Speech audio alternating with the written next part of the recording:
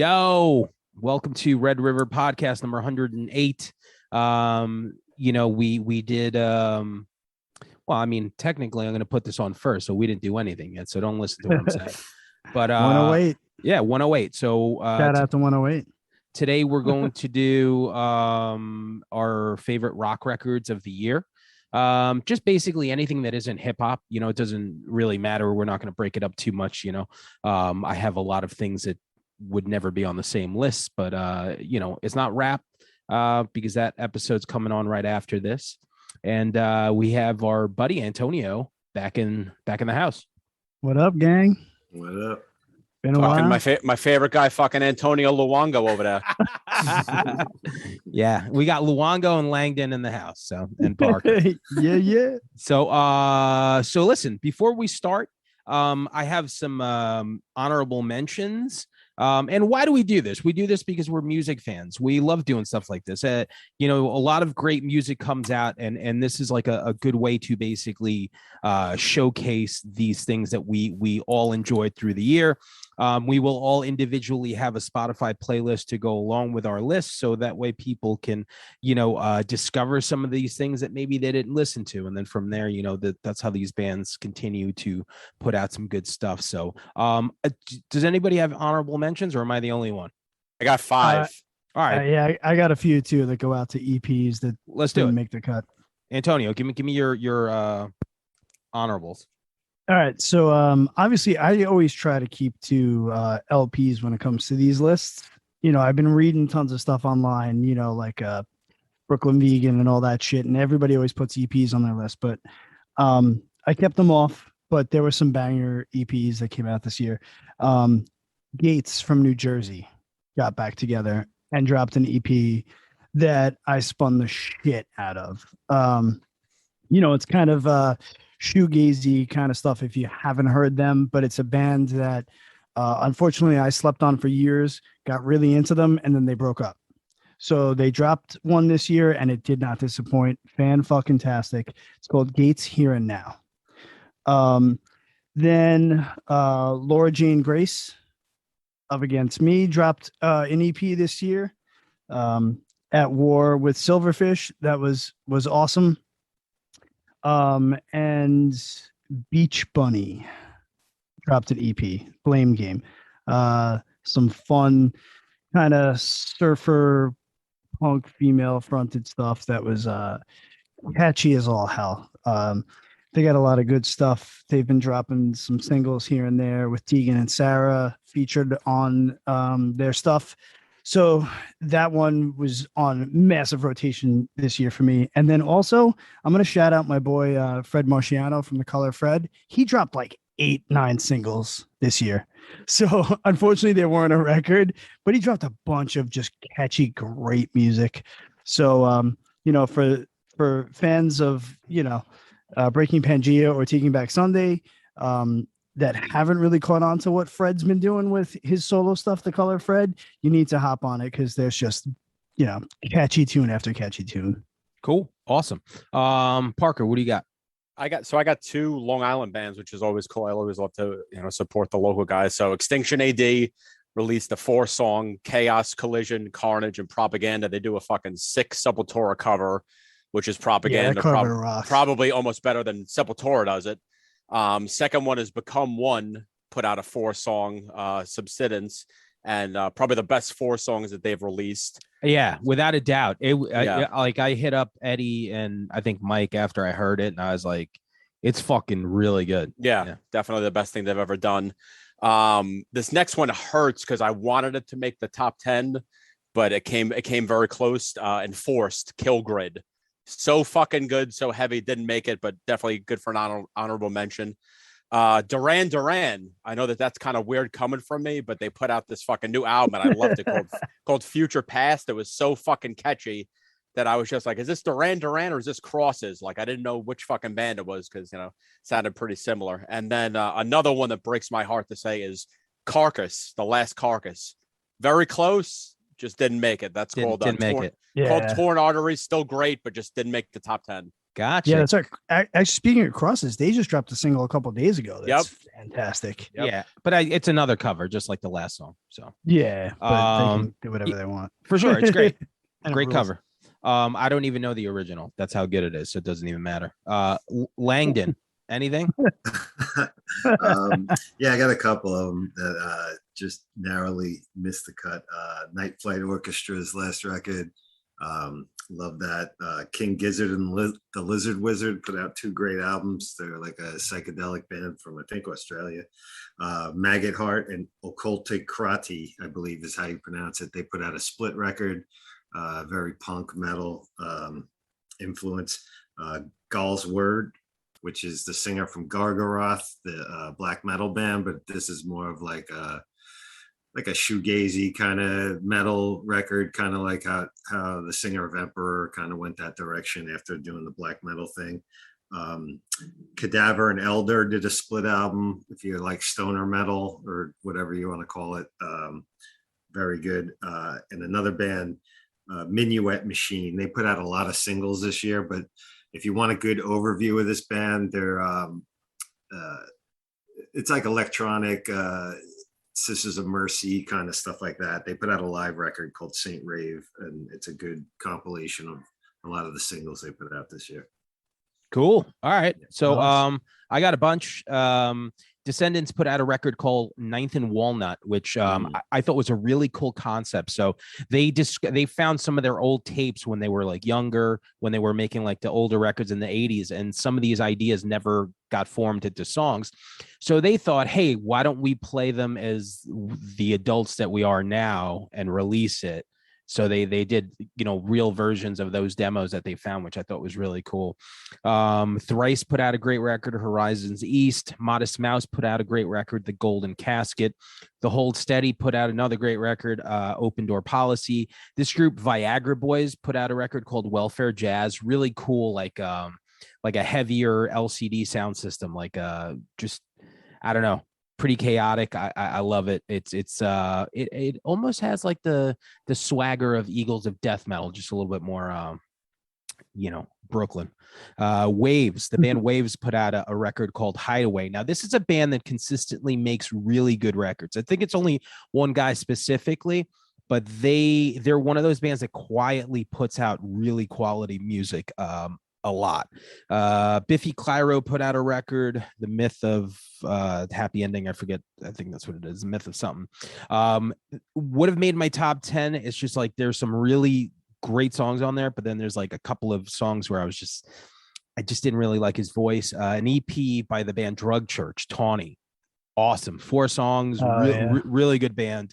Then Big Thief put out an EP called No Reason Spud Infinity.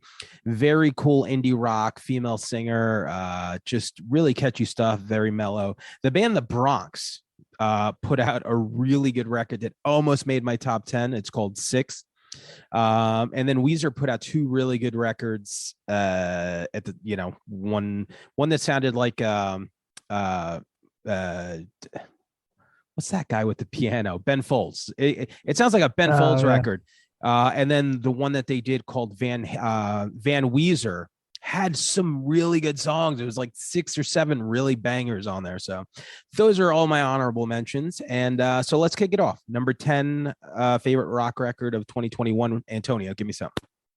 All right. Kind of funny that it's following that up because I'm going to go with Weezer. Okay.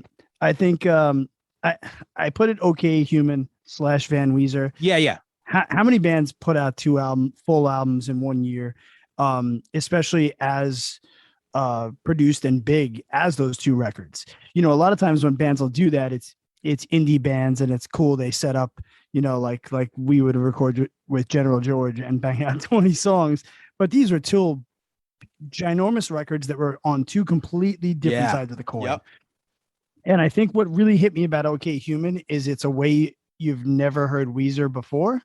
And with, with the fact that they've been out for decades, it's pretty cool to drop something like that. And it felt kind of, Sgt. Pepper-esque, and like you said, Ben Foldsy.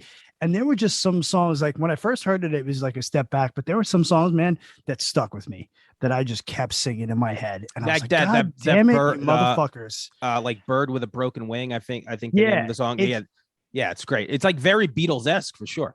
it is. And it's one of those records that I decided to take down a deeper rabbit hole and listen to in like good headphones. Yeah. And there's shit going on all over that fucking recording. That's just so good. And then, like you said, Van Weezer is just catchy. It was the perfect time to drop what they were going to drop anyway after Eddie passed away. And with him being such an Eddie Van Halen, fan, it was nice to kind of say I'm paying homage. And some of the riffs on it were just some of the riffs. Yeah, they were ridiculous. Complete like homage though. Like they threw in some like jump stuff. They sang over Crazy Train, a different melody. And the best song on the record, Precious Metal Girl for me, which is the last song on the record. It's so good. It's such a Pinkerton throwback. And and that's what's funny is when it comes to Weezer, I was definitely one of those guys after Pinkerton that was like, fuck this band.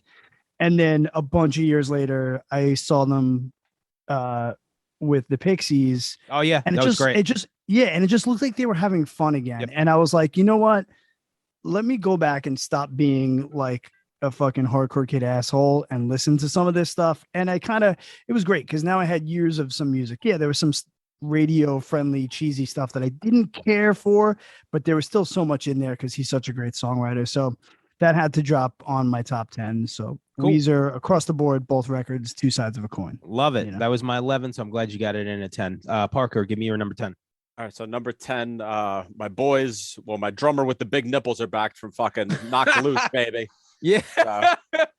So the last album they did, A Different Shade of Blue, it was good. I just really couldn't, I don't know, it didn't really click with me. But then they put out this fucking monster called A Tear in the Fabric of Life. And this thing is just heavy. It's good recordings. It's sing-alongs. It's just big breakdowns.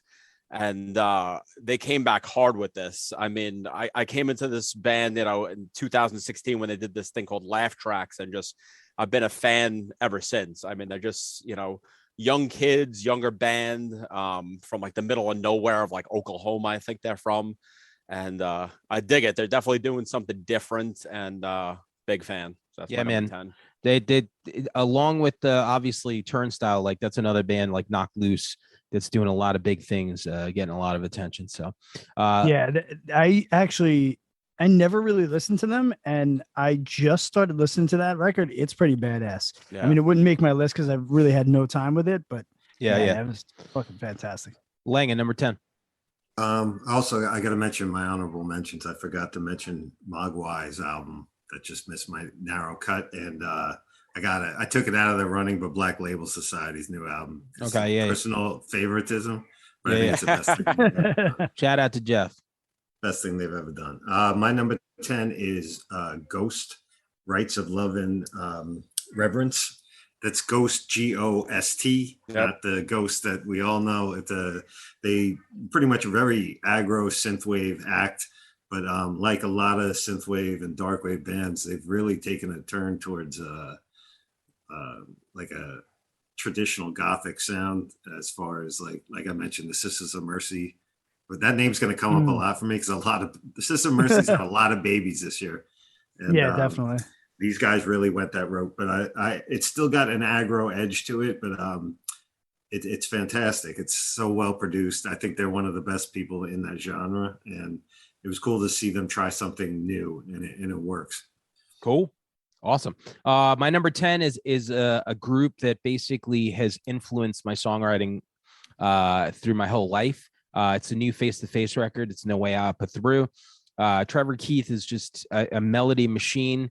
Granted, this is not their best album, especially after Protection. Protection was the last record before this was just fucking flawless. But this has some bangers. No Way Out But Through. A Miss Is As Good As a Mile is my favorite song on the record. The song Anonymous is a banger. Just really, there is no bad Face to Face record. It's always nice to just put it on and you hear these melodies, a lot of woes, just very catchy stuff. So glad to see them back with a record. So Antonio, give me number 9. Yeah.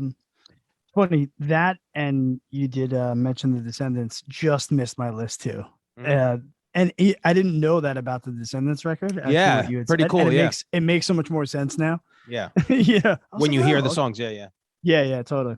All right, so number 9 was a shocker to me. This is where I've really fully embraced Spotify this year.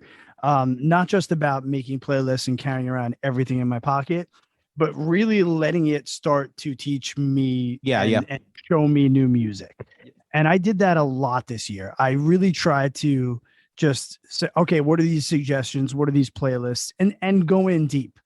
And I tell you what, about God, only maybe about 3-4 weeks ago, I got my socks knocked off with a band I had never heard of before. And I don't even know if I'm pronouncing it right.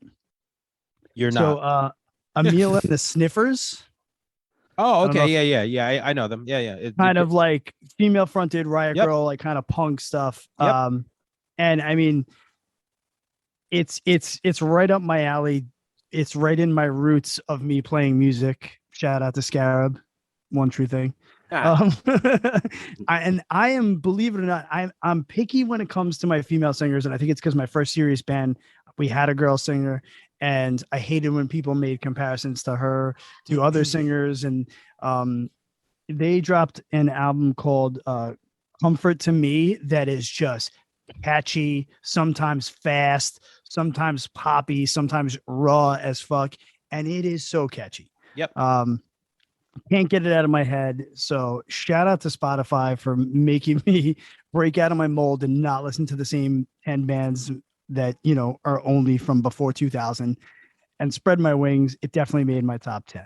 So That record just missed my top 20. Obviously, I didn't really get a chance to sit with it much, but it's very good. Like when you listen to it, it's just like it demands your attention as soon as you hear it. So maybe once I yeah. listen to it a little bit more. So Shout out to the release radar though, man. release oh radar. yeah, A lot of yeah. stuff. Every Friday, I look so forward to logging in and seeing what they got because so Release, many yep. acts that I'm going to mention today yes, yep. came Yeah. up just from that. You know, Yeah, It's yeah, funny yeah. because I like to hop onto the Red River page and I'm like, oh, what's Brian gonna post today from from Release Radar? Like you're always dropping at least All right, well, one. you could suck his dick later on. So right now we're gonna do number 9. Hold on.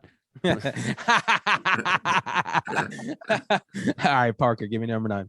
All right, so number 9, this is a New York band, so that's cool that I could fucking talk about them. And always been a fan of this band.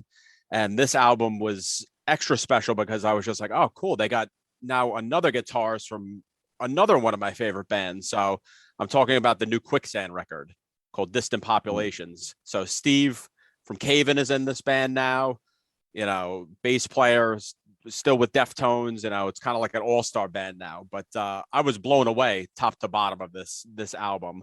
Lightning Fields, I really dig that track. Colossus, I don't know. I remember the first time I saw this band, they actually opened for the Deftones in Roseland and definitely gave them a run for their money. So if you've never seen this band live, they could definitely hone their own Quicksand.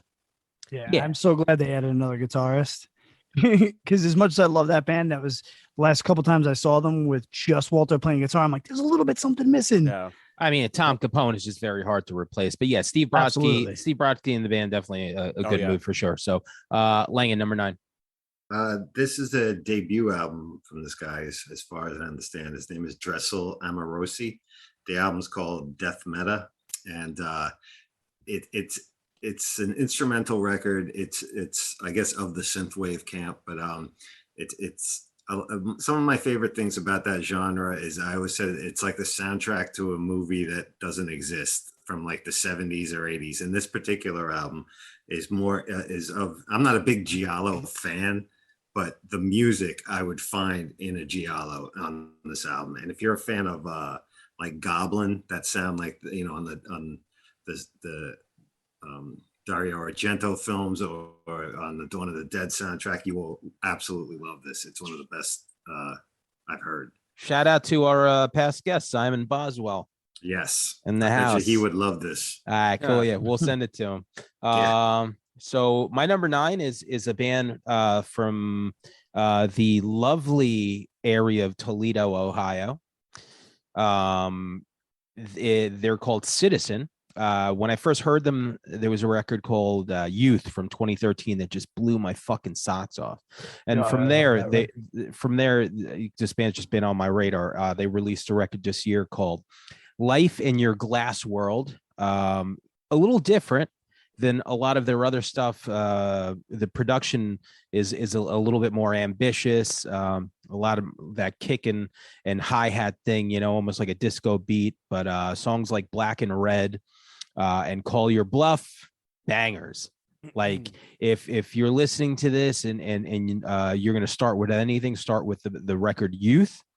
But from there, you know, it's just like all these records that they put out. It's just like I would say younger band because, you know, they've been around like 8, 9, 10 years. Obviously, that's still kind of young in the grand scheme of things, but just really good stuff, really good songwriting. And these guys definitely come from like the punk rock hardcore world, but they definitely, you know, ended up somewhere else now for sure. Yeah. You know, they definitely just they're like, all right, we're just gonna evolve into this band. So check out Citizen, my number 9. So Antonio, give me your number 8. All right. Here's another band that not necessarily a new band, just new from my ears and listening to a lot. I've heard the name, I've heard a couple songs pass by, but again, Spotify threw some shit in my ears and I was like, what? And then I went to the whole record and just spun the shit out of it, and that's Death from Above 1979. Oh yeah, it's called Is for Lovers. Cool. Man, two piece. Yeah. A two-piece. It's you know, it's catchy, it's raw, it's you know, it's hard to be like, oh, it's indie, because the production's phenomenal on it. And, you know, just thinking about, you know, two people writing these songs and putting that together. It's so catchy. I couldn't get enough of it. And again, you know, a lot of this, maybe it's because it's new, but this is what I love about music, is that we can find something new. I can listen to a new record every day for the rest of my life until I hit the fucking grave. And, you know, that's the best.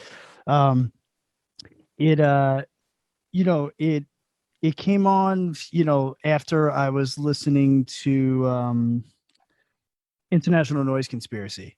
So it was like, I was like, oh, okay. So Spotify was like, oh, you like that? Here you go. You know, like when you're like just plowing through something and then it just keeps playing. And, you know, I said to Melissa, I'm like, oh, have you heard this? She was like, yeah, how have you not heard it? I'm like, yeah. Yeah, they've been around for a minute for sure. I know. I'm like, it's because I live in my fucking bubble of Quicksand and the Deftones, right, Parker? That's right. I saw them play the Paramount. They played the Paramount a few years ago. They opened up for a band that I love, Black Rebel Motorcycle Club. Nice. And I was like, holy shit, like a two-piece, which is funny. Whenever you think of a two-piece like Royal Blood, Japan Droids, White Stripes, I'm thinking like, you just couldn't find one more person. You couldn't just find one more person. Well, you know, in their defense, you're the luckiest motherfucker that's ever been in a band, because this you will lose a drummer and find 10 a day later. You've had the same bass player, like I can't get rid of them. I wish I could. I know it's not easy to do. There's something about Sam that holds on to musicians. Yeah, I mean, I am pretty lucky, definitely, for sure. Parker, give me your number. What are we up to? 8. Shout out to Local H, my favorite two-piece, by the way. Yeah. That's a good one.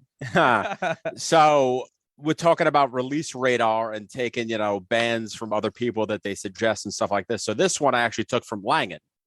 So he posted about this band and I was like, oh, cool. I said, this looks really cool looking cover. And I'm just like, all right, I like the cover.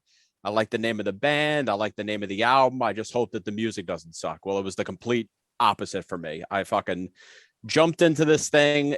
It got released close to Halloween, and it was the perfect October, like rainy, dreary, just very fucking moody album. And the band's called A Pale Horse Named Death.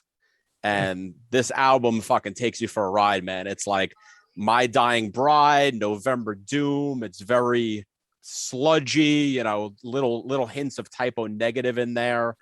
One of the guys is from Typo. There I you think. go. So there you go. Yeah. But Oh yeah, It's got Shades of Alice Yeah. in Chains Yeah. in it too. Yeah. It's great. I it's think they a have 3 really good, records.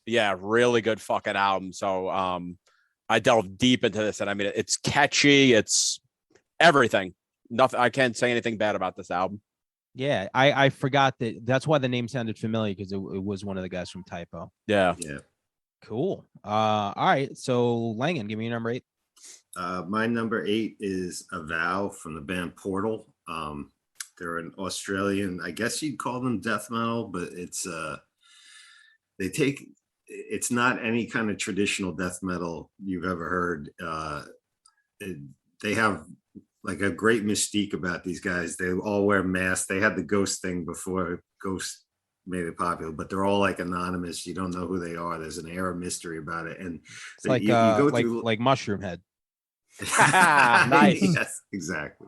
The definition of like what is like the heaviest thing you can hear. And for the life of me, I always said it was Slayer, Rain and Blood. That was just like my benchmark.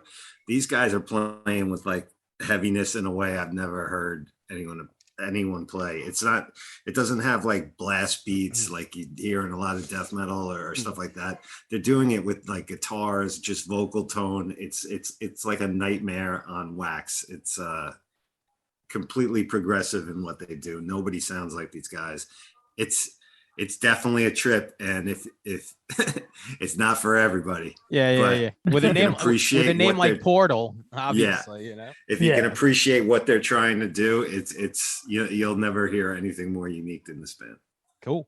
My number 8 is a record I'm sure somebody else is going to mention eventually, but Turnstile, Glow On.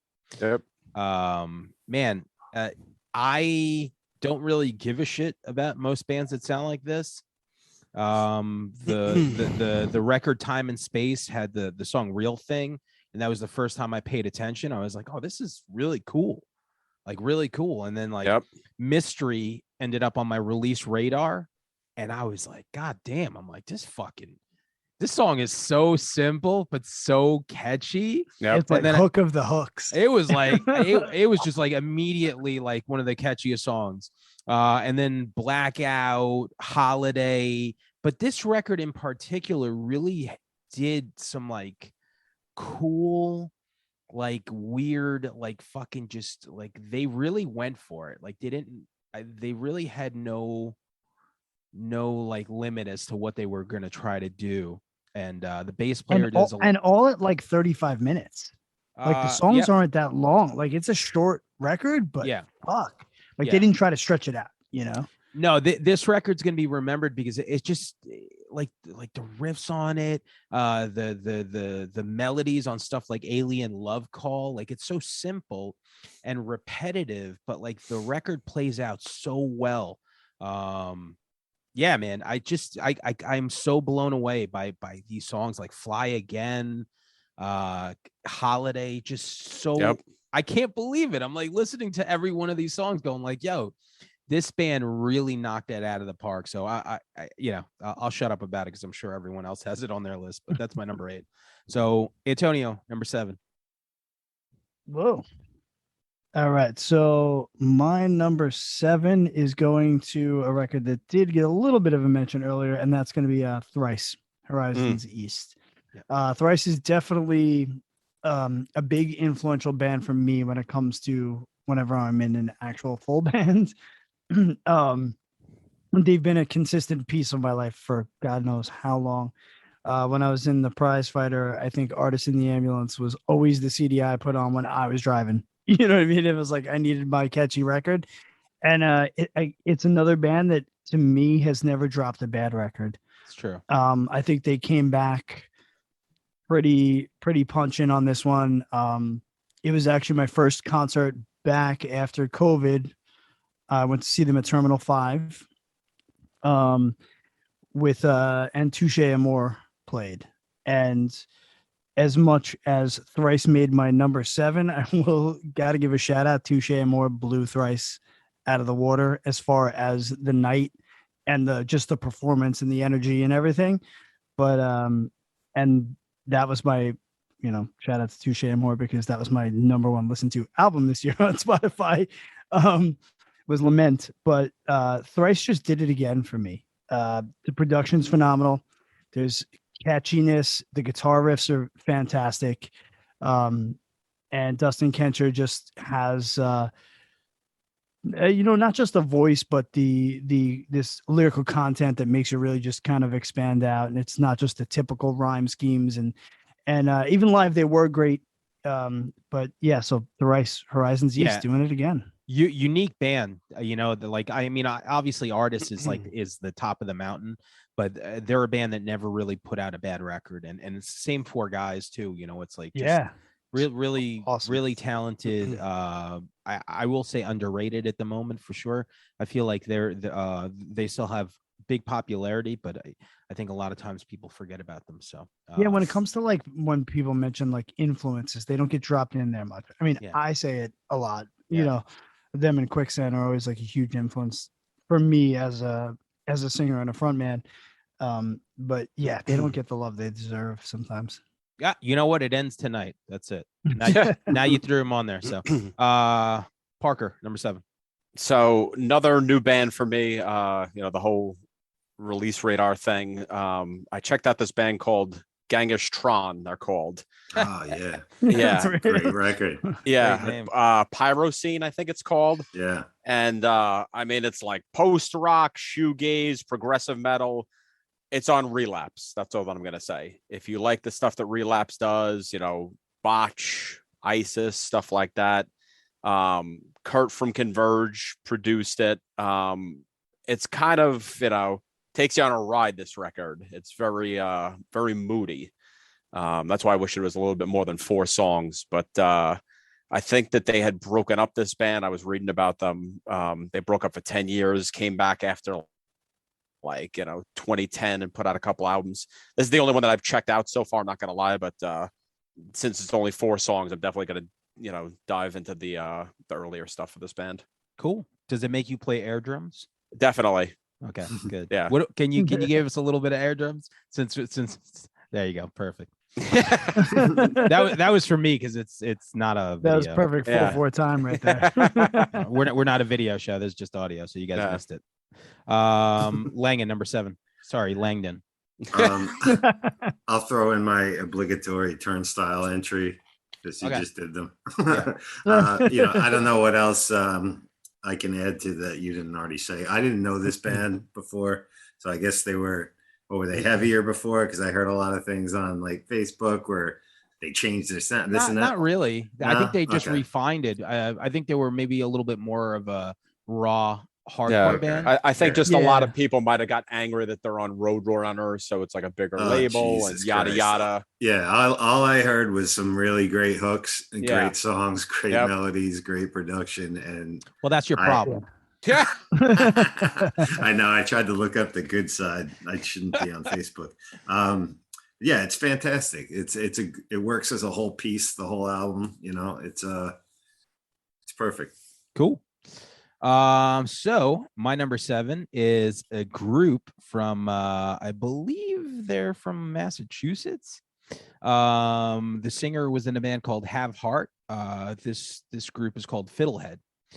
So they released a record this year called Between the Richness, and this is like my wheelhouse right here. Like it's like a poppier Fugazi.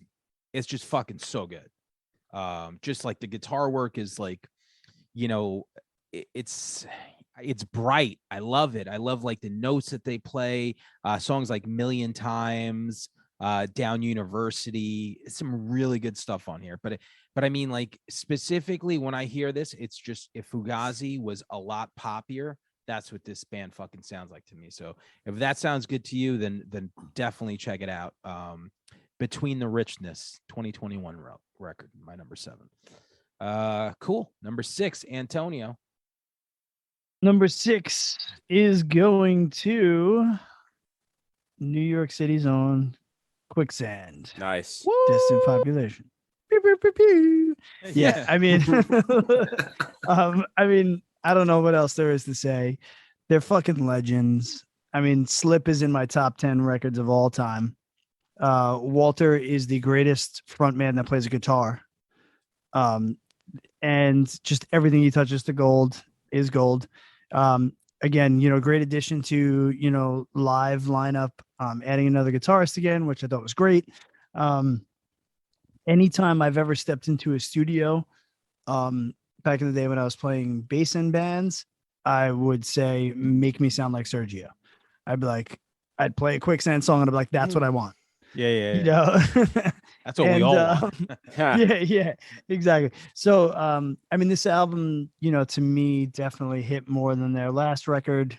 Obviously, they dropped, their first two albums are just beyond epic. And sometimes that's a downfall to a band. When you put out an album like Slip, I feel like sometimes you're always now going to be held to this.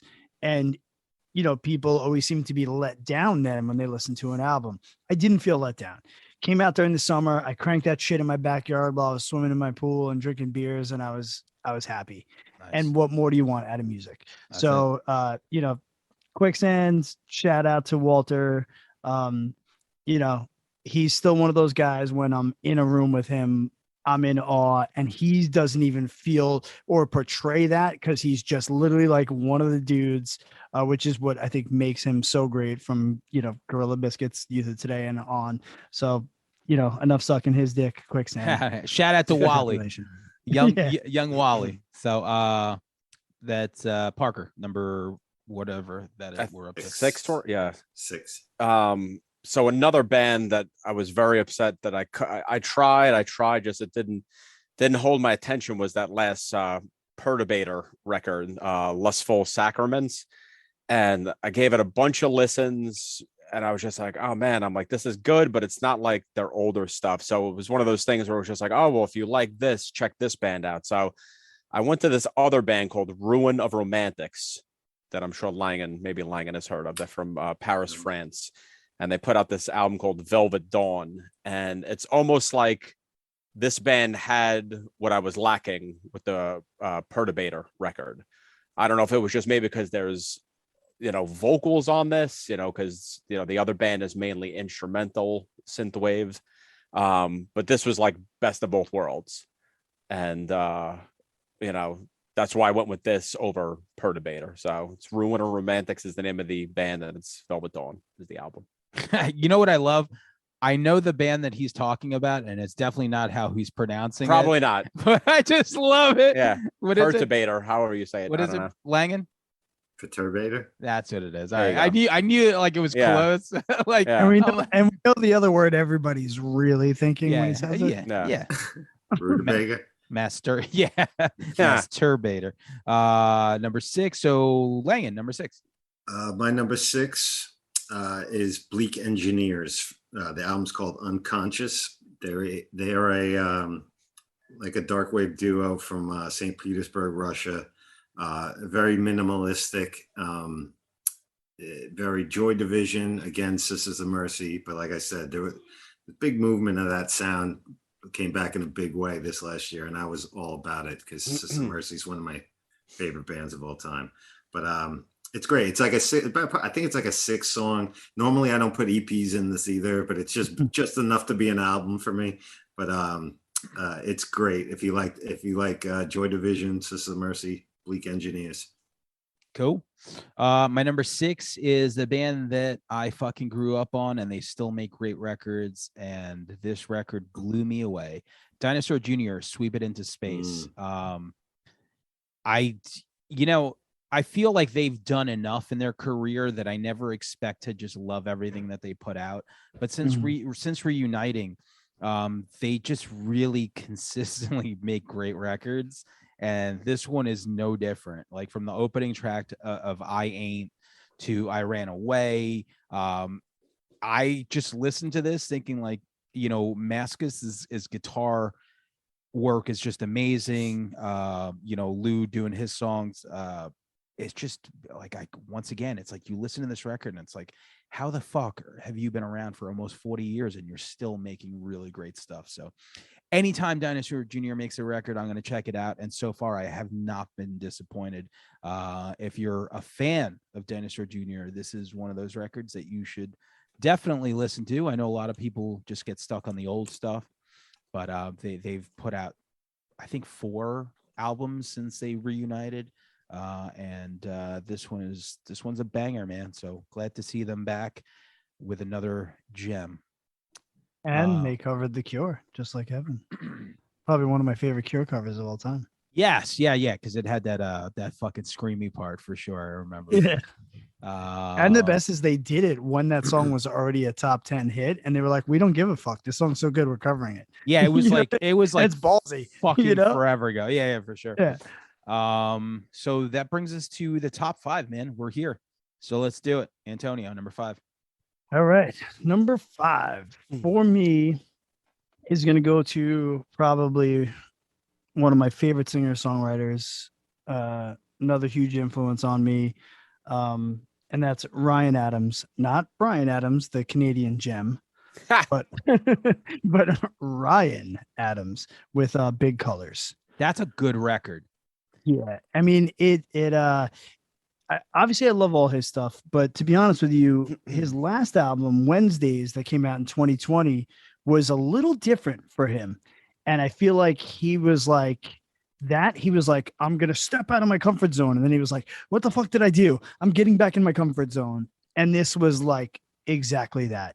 I mean, the first single, Fuck the Rain, simple, 4 songs. It's something literally all of us have said in our minds. And he finally put it to a song, and it's just fucking brilliant.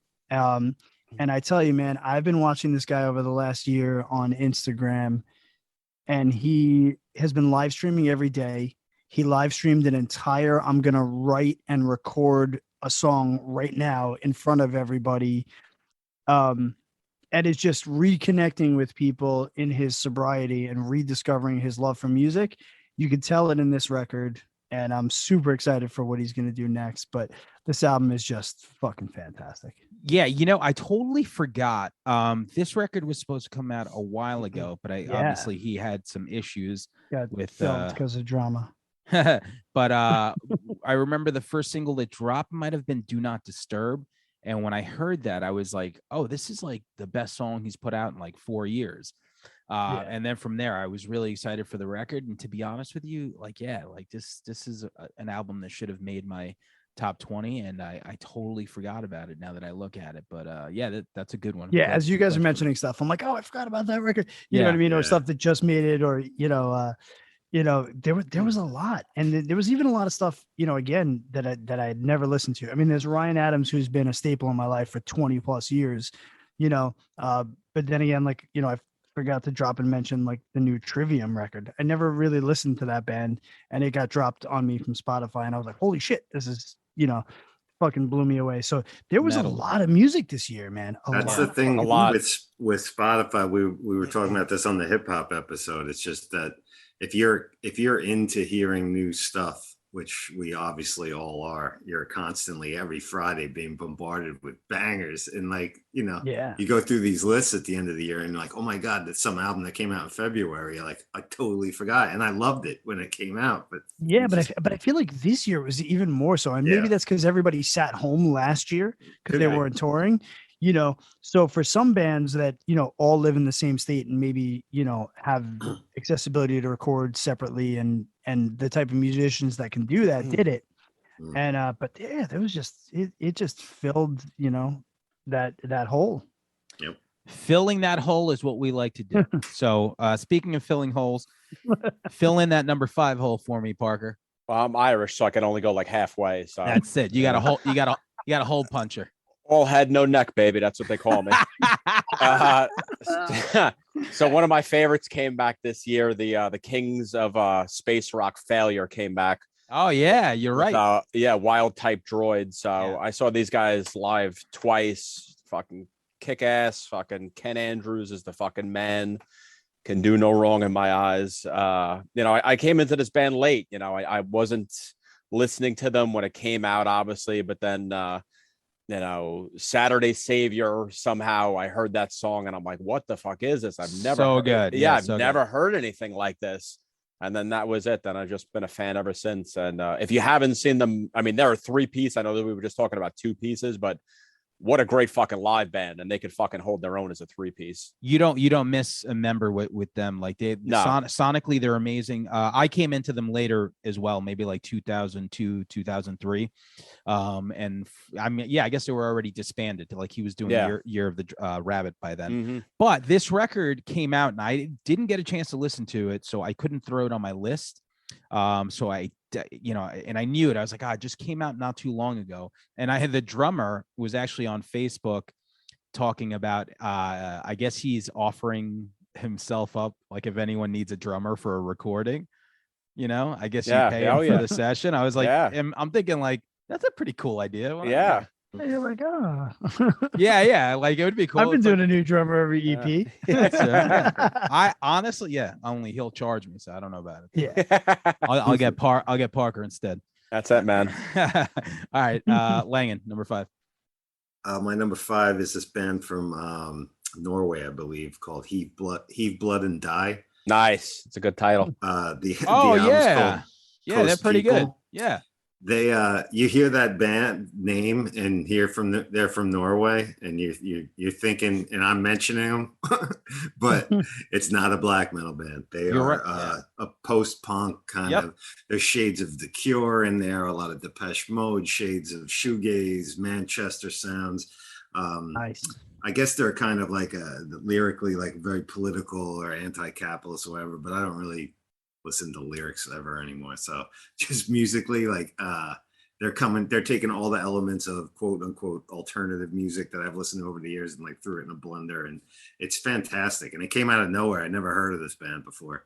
Yep. And it's real good. It is good. I remember somebody posted the video of them, like, I guess it was like a live performance, but it was like the video was in a house or something. In a house, right? Yeah. And like the name of the band and where they were from. And I was like, wait a minute. I'm like, this sounds almost like it could be like a Fiddlehead or something. Like it doesn't make sense. So all right. My number 5 is one of my favorite bands of the last like 15 years, always making good music. Manchester Orchestra. The name of the record is The Million Masks of God. This band, anytime they make a fucking record, it's just a fucking big deal to me. They have a record called Mean Everything to Nothing, which if you've never heard it, it's from beginning to end, it's one of the greatest records ever made. Then they came out with Simple Math later on. So they're always good for just quality shit. This record in particular, the songs Bedhead, Telepath, Obstacle, a lot of cool stuff. Very mellow in certain spots, but the melodies are on the melodies and the harmonies are on point. And if you like their old work, this record is great. So Manchester Orchestra coming through again, making my number 5. Antonio, number 4. All right. You stole my number 4. Manchester Orchestra. Okay. The album is just beautiful, perfect, catchy. I mean, you kind of said it all. They're definitely one of the most consistent bands. I got into them a little bit later. Funny part is like they would play shows that I was at, even some of my friends' bands, and I was too busy like hanging out not to pay attention. Then when I paid attention later, I was like, damn it, what was I doing? It happens. Yeah. It's one of those things. And yeah, this album has just been on constant rotation since the day it came out for me. Yeah. I mean, you kind of said it all. Cool, man. I'm glad you got it on there too. Yeah, definitely. I'm glad.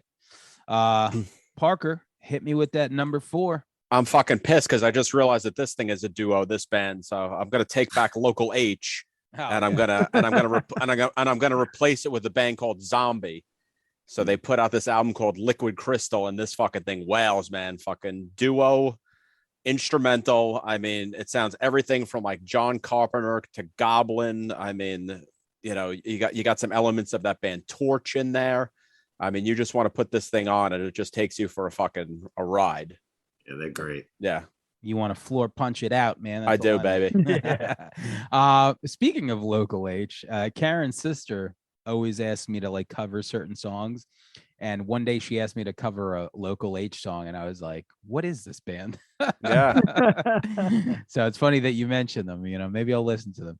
People seem to like them. I wish I knew you back in the day, dude. Because when I worked at Island Records, they had signed Local H. Or Nice. They were on. I just remember had so many. I was like, my desk was filled with Local H bumper Local H. stickers. That's I it, could man. have fully dipped you in bumper stickers, bro. You would have been dripped out. That's hot. Dripped out in Local H swag. So I'll lace you with the swag. Number 4, Langan. Yeah, for actors, acts of worship. Oh, that's Antonio shit right there. Yeah, love that one. Yeah, man. They're out of Vancouver, right? Yeah. Canada. Just great. Very remnant of 80s synth bands. Very Depeche Mode. A lot of Joy Division in there. Would you say Sisters of Mercy? I would even say I was saving that reference for another one. I was into some sad bastard music this year, man. I just when I started the list and I weed my way down to 10 and knock stuff off. When I finally had the 10 and played it through, I'm like, holy shit! Like a lot of these bands are in such the same wheelhouse. But you're like, how did I not kill myself? That must be where my head was at. But and then you also shouted out Leather's EP. Yes, on Facebook. I love that. Again, EP, so good. Only 4 songs, but I'd say 3 out of the 4 are total bangers. But I can't remember the girl's name that is. Yeah, I don't remember her name either, but she's also in Actors, hence why I'm bringing it up. They're playing St. Vitus in February. Are they? Yeah, come out. I should come out. Got to get you out of Suffolk, bro. I'll see you there. One of these days. I'll see you there. All right. So if Fab's playing drums to them, I'll be there. Yeah. Can you arrange that? My number 4 is a band that consistently makes fucking amazing music and the best live show of the last few years. The band Idols. The record is called Crawler. This record is a little bit different than all the other ones because it's the production, strange production. Probably my least favorite out of the 4 albums, but it's because they try different things like the Beachland Ballroom, Stockholm Syndrome, the title track Crawl. It's still Idols, but after four albums and an EP, you can try different things and stuff. And it's just great, man. What a really smart, it's so hard to write the chaos that they do. Because they write chaos. That's the music that they write. It's just pure chaos. And I think for this record, they kind of focused a little bit more on the production. It's pretty bass heavy. It's not as tinny as the other stuff because the guitar work is very frantic. This one's very bass heavy. It's fucking great, man. This band's on a roll. It's amazing that a band like this, it's so abrasive, is become, they're so huge. They'll fucking sell out Terminal 5 2 nights in a row, and most people don't even know who the fuck they are or what they sound I had never heard of them until I seen you posted stuff, and I checked it out, and it's fantastic. I love it. Yeah, it's great for sure. So that's my number 4. Man, top 3. Here we go. Let's do it. Antonio, give me some. All right. So it keeps we keep doing this, but I'm following it. My number 3 is Idols. Oh, cool. But a little bit of flip side from what you were saying. I like this the best so far from this. Good. And it's another band I did get into a little bit later, but I love bass heavy. I love the production, even down to the simplest things where when the drummer's hitting the side of the fucking snare, it's still in your face with the rest of it. And the production got nailed. The songs are catchy as fuck. It makes me just want to head walk on people. It makes me want to clap. It, it fits every mood. I feel like it's a perfect record to listen to when you're driving and the sun is shining, and it's the perfect album when you're fucking sitting in your basement pissed off at the world. So it just covers everything. They just nailed it. It's just song after song. And it's funny you were saying Chaos. One of the Spotify playlists that had gotten suggested to me after spinning the shit out of this record was called Noise. So they were in this like list of like noise, and I'm like, okay, I hear what you're saying about about them in that like chaotic-y, noisy, like indie, punchy, But yeah, this album is fantastic. It made it to my top 3. It was kind of bouncing around the top 5 throughout the last few weeks, and landed at number 3. Cool, man. I love that. I love, we're definitely on par here. So yeah. Parker, number 3. No, man, I feel like a schoolgirl fucking announcing this one. So I feel like I'm back in high school. It's funny. So Dua Lipa? Yeah, so this is this is one band that actually I love, but my wife hates. And there's only like 3 or 4 of those, which is kind of funny. But Third Eye Blind, the new Third Eye Blind. So, yeah, I know. Did not see that coming, left field, man. right? Left field. Whoa. Yeah. So Exclusive. yeah, I know. I think we need to take a timeout and like fucking bang a polar or something, do a polar stand or something. Yeah, I love that band, so I'm not shitting on it, but I did not see that coming. No, but so good. I mean, this is like the ending of Sleepaway Camp, when you see the dick. Yeah, dude. And that chick it's on par. That chick had a bigger dick than I have anyway, so we're all good. So Our Band Apart is the album, and I don't know, man, like just really good. Like, guy's got a sweet voice. What is it, Steven? What the hell is his name? Perkins or something? Steven Jenkins or Perkins? Steven Piercy or some shit, or is that the guy from Rat? That's the dude from Rat. Let's call him Steve. Yeah, we'll call him Steve. But like this band, obviously, they had like Graduate and all the big songs on like fucking American Pie and shit, and then they kind of like fell off. Then they started playing like Mulcahy's, like when they well, now you're big time. Now you're big time, so I can fucking talk shit. Fucking Irving Plaza over but they then they toured with like Jimmy Eat World and stuff like that. But I never really followed them on any of this. So this, once again, release radar comes up, and I'm like, holy shit. I'm like, I fucking remember this band. And I check out like the opening track, which is called Goodbye to the Days of Ladies and Gentlemen, and really soft song, like something that I don't even know why I like it or would have listened to it, but I did. And then I just let the album go, and I fucking loved it.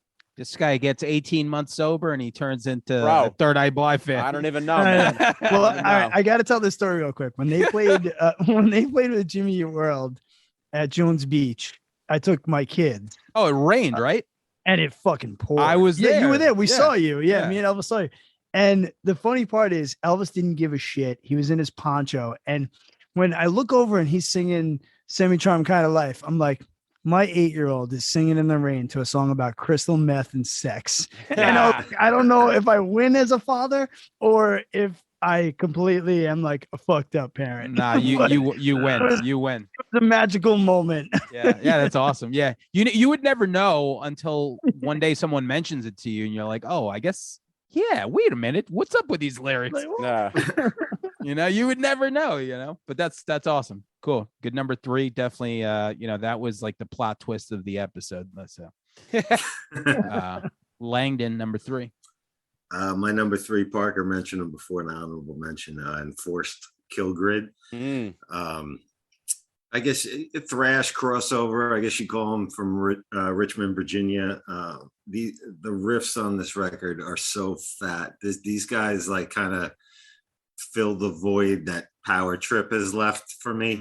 Like they get it, like really thick tone, fat riffs, great breakdowns. It's their second record. The first one's a banger too. I look forward to see what these guys do the rest of their career. Hopefully they stick around.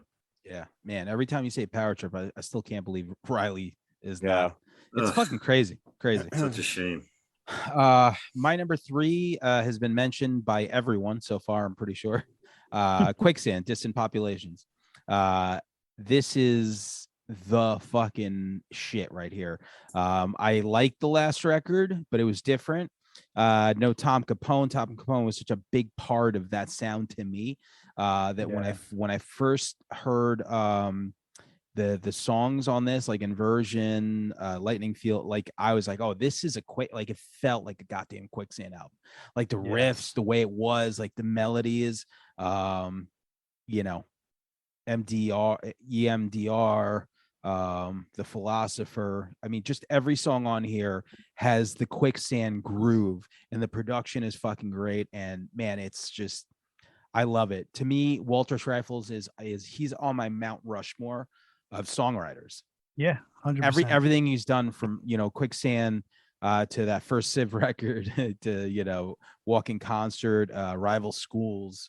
That this dude is just I wish we could have really heard World's Fastest Car. Yeah. Well, some of those songs ended up. Yeah, they're flown around the internet, but I mean, there's like a full record with Walter and Artie. Some of those ended up on Rival Schools. Rival Schools, yeah. But yeah, man, listen. Good year when we get a great Quicksand record. So, number 2, let's do it, Antonio. All right, number 2 has been mentioned before, and that's going to be Turnstile Glow On.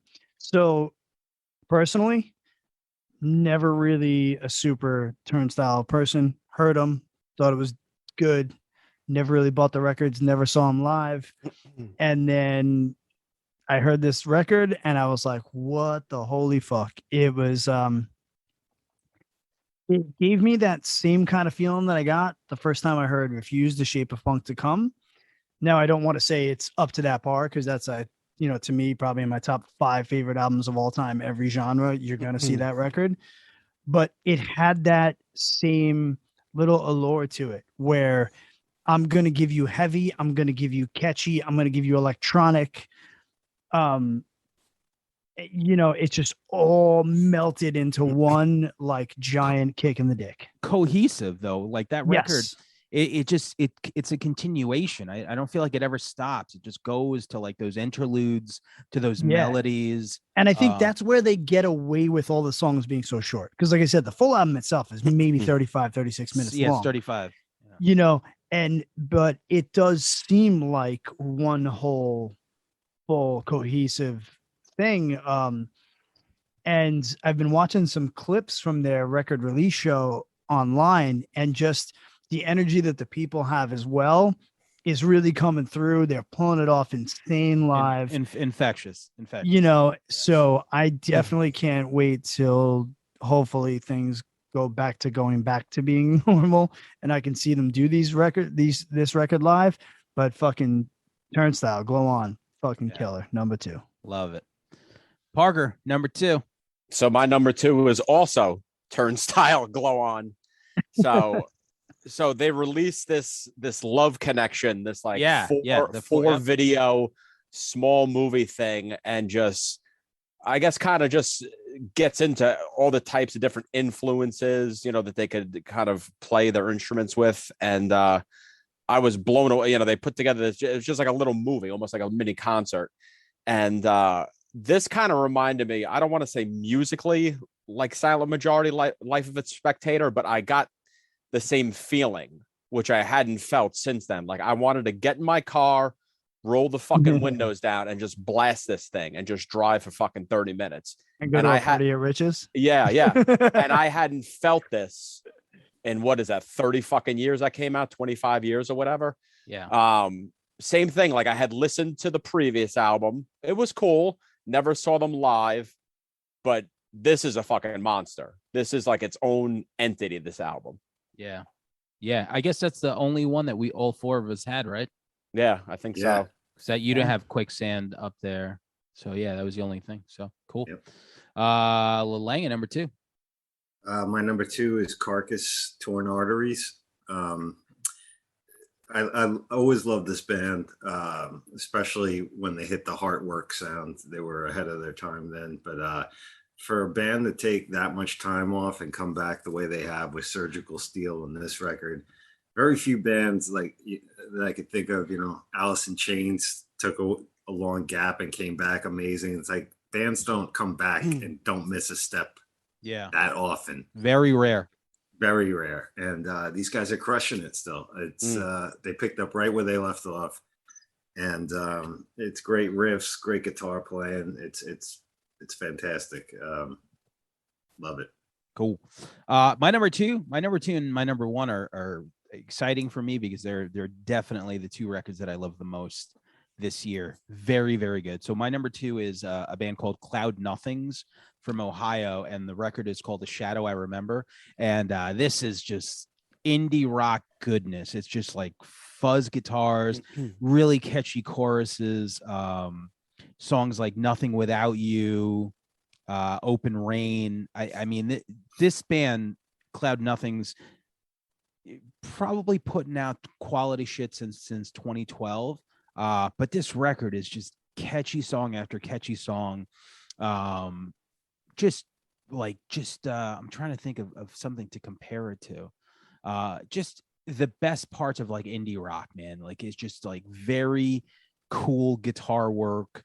Man, I can't say enough about this record. This record, everyone should listen to it. It's fucking phenomenal. The Cloud Nothings, The Shadow I Remember. If you don't know who the fuck they are, there's like two of us that maybe do. But, really good stuff, man. I can't say enough about it. And just, I don't know, catchy melodies, catchy guitars, fucking open cymbal choruses. Like, when you're at the chorus on this record. So shout out to that. And here we are, man. Number one right. Album of 2021. Here we go. Antonio from Fascination Street Podcast. What do you have? All right. It's been mentioned by my boy, Brian Langdon. Oh, yeah. I know. Actors. Acts of Worship. Yeah. This band's, I don't know, what else to say. I mean, being, a guy who obviously his favorite band is The Cure because I have a podcast about The Cure, but also grew up listening to punk rock, hardcore. This album is, I guess, I don't even know what to call them. Like now they're calling it like post-punk and whatever it is. I don't know. Its influences are for sure Sisters of Mercy, Depeche Mode, The Cure, Duran Duran. But then again, sometimes there's this catchy stuff where you're feeling like kind of like Killers-esque. It's all over the place mood-wise. It's song like Suicide is just, man, the chorus on this is just unbelievable. Simple 4-piece. You got guitar, you got keys, bass player that almost plays only downstrokes, and just in the fucking pocket drummer. This record blew me away.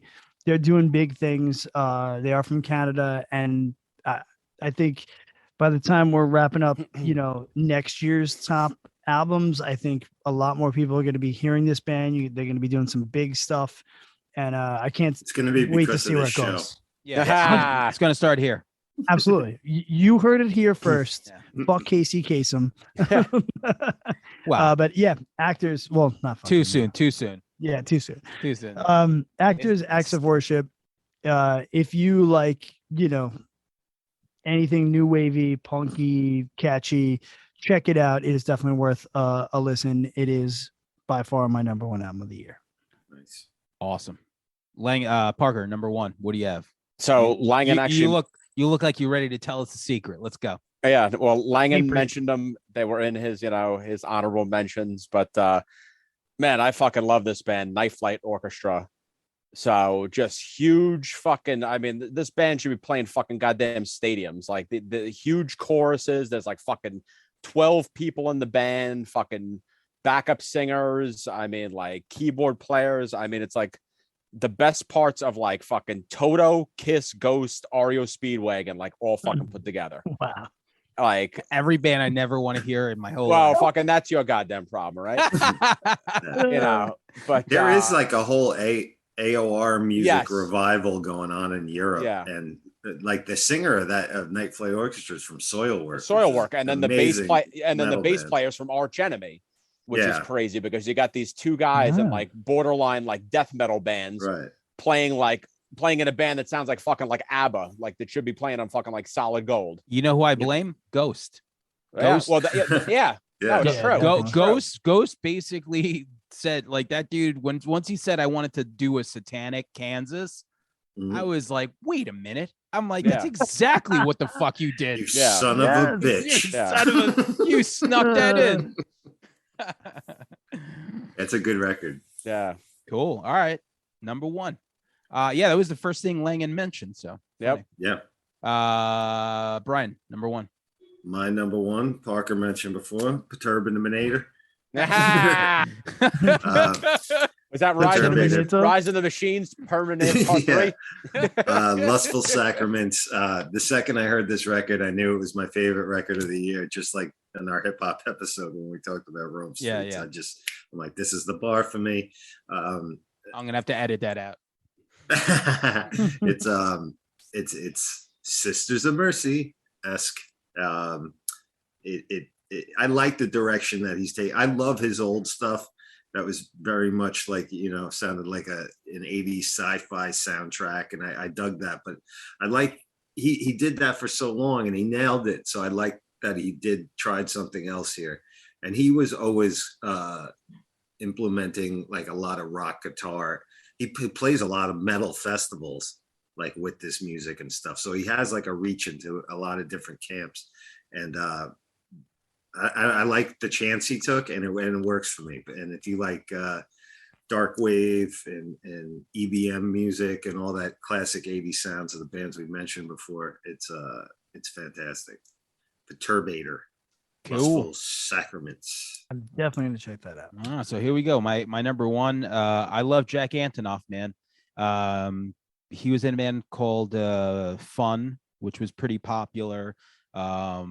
He's a New Jersey guy with punk rock roots. He's in a band that he does by himself called Bleachers. Bleachers have a record called Take the Sadness Out of Saturday Night, and it's fucking great. I mean, like, how many people have Bruce Springsteen on a feature? He does. How many people have Jason Isbell covering? Like, Jason Isbell covered his song 45 off of this. There's a Lana Del Rey feature as well, a song called Secret Life. Nice. And my favorite song is Stop Making This Hurt, which is from my favorite video of the year. It's like this record in particular, I feel like is very Talking Heads.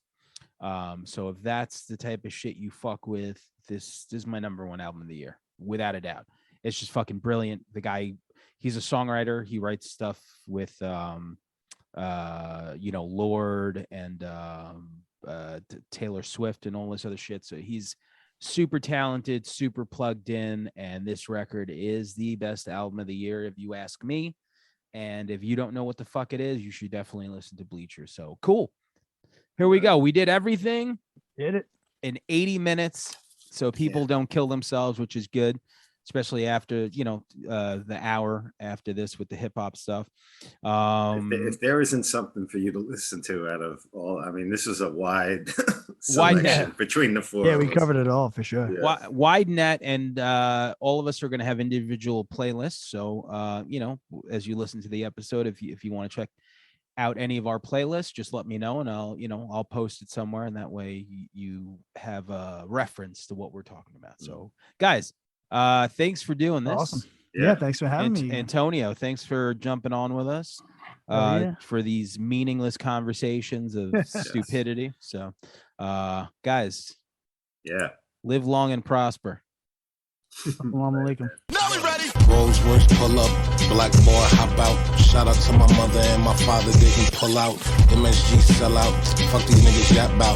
Whips on whips, my ancestors got their backs out. 2 4 500 stacks for the hood. Call me lumberjack, cause I wish a nigga would race. You wouldn't like this the wish a nigga could face. They ain't getting paper like they should wait. Niggas ain't really on the type of shit he on. I hit Drizzy and told him I had a milli for him. Hey, yo, welcome to Red River Podcast, episode number 108. Today, we're going to talk about, I guess this is going to be like a two-parter. So that this will be like the first or second part. I'm not too sure yet, but we're going to talk about our favorite hip hop albums of the year. 10 of them complete. We have Matt Veal back in the house, a very famous photographer. I like world renowned on the internet. I like your no echo article. Look at you. Thank you. Yeah. Respect to my man Mike Musili for hooking that up. Yeah, catching some props, man. So now before we start, I just want to basically go through I had honorable mentions, so I'm going to name my 10 honorable mentions. 20 Word. down to 11. 20 is Brockhampton. Then I have Huss King with Portishead, which is a really cool record. Got my Portishead shirt on. Exactly. Got the Planet Asia record where Evidence did the beats on, which is crazy. I have Nas, King's Disease #2, which is a really good album.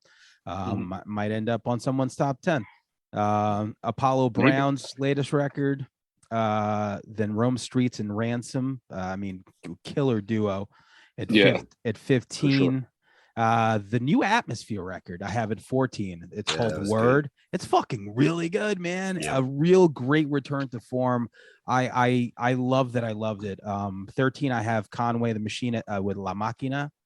Then I got 12, Benny the Butcher. God, what fucking record was that? It wasn't. Oh no, the one with Spesh, right? Yeah. The Trust the Sopranos. That's the one. Trust the Sopranos. Yeah. And then at number 11, man, speaking of the guy we were just talking about, Nems Congo. And it kind of killed me to not have him in my top 10. But when I saw the other 10 albums, I'm like, it just doesn't make sense. Like, I think Gorilla Monsoon is probably like top 3 hip hop record of the last 10 years, without a doubt. It's a great record. It's fucking flawless. It was going to be hard for him to I know he's put out a bunch of shit since that, but like it's hard to top that. It's very hard to top that. And this one's good, but I mean that was just out of the atmosphere. So those are my honorable mentions. I don't know if you guys want to throw honorables out, Matt. Yeah, sure. I did 15, so I have 5 honorable mentions. Yeah. 15, I have that Arm & Hammer Alchemist record, Haram. I never heard of them before that came out, but that was dope. 14, I got the Rosenberg compilation, Real Late. A lot of good guest spots on there. 13, Ransom and Big Ghost Limited, Heavy as the Head.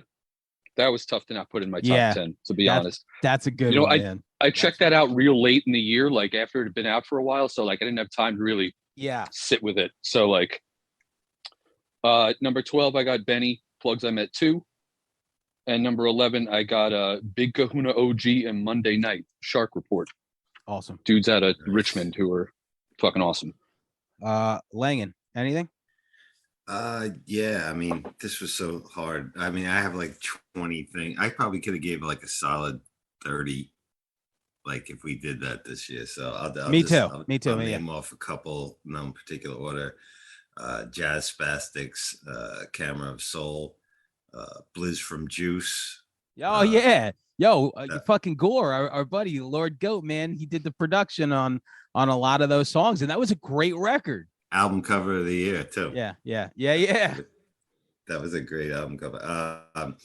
Czarface and Doom, Super What, Blue, The Color Blue, the Ransom Rome Streets album that you mentioned before. I got Nems Congo, DJ Muggs, Cartagena, Outcast God, and Lord L and Stu Bangers, the Cast God Kill 'Em All record. Stu Bangers had a great year again. Demu the Fudge Monk, Conversation Piece, and El Camino's If You Know Now You Know, or If You Know You Know. Cool. But, all right, yeah. I mean, that killer, everyone has the killer honorable mentions. It was a really it was a pretty hard list for me to compile my favorite rock records as well. But I mean, there was a lot of fucking great hip hop stuff. So let's kick it off. So Number many 10 artists like put out like 4 albums.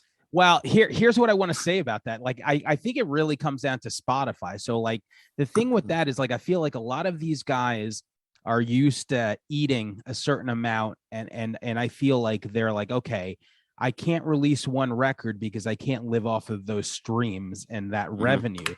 So they start putting out like multiple albums. So it's like, okay, well, I'll make 40 songs this year and I'll put out 10 songs every quarter.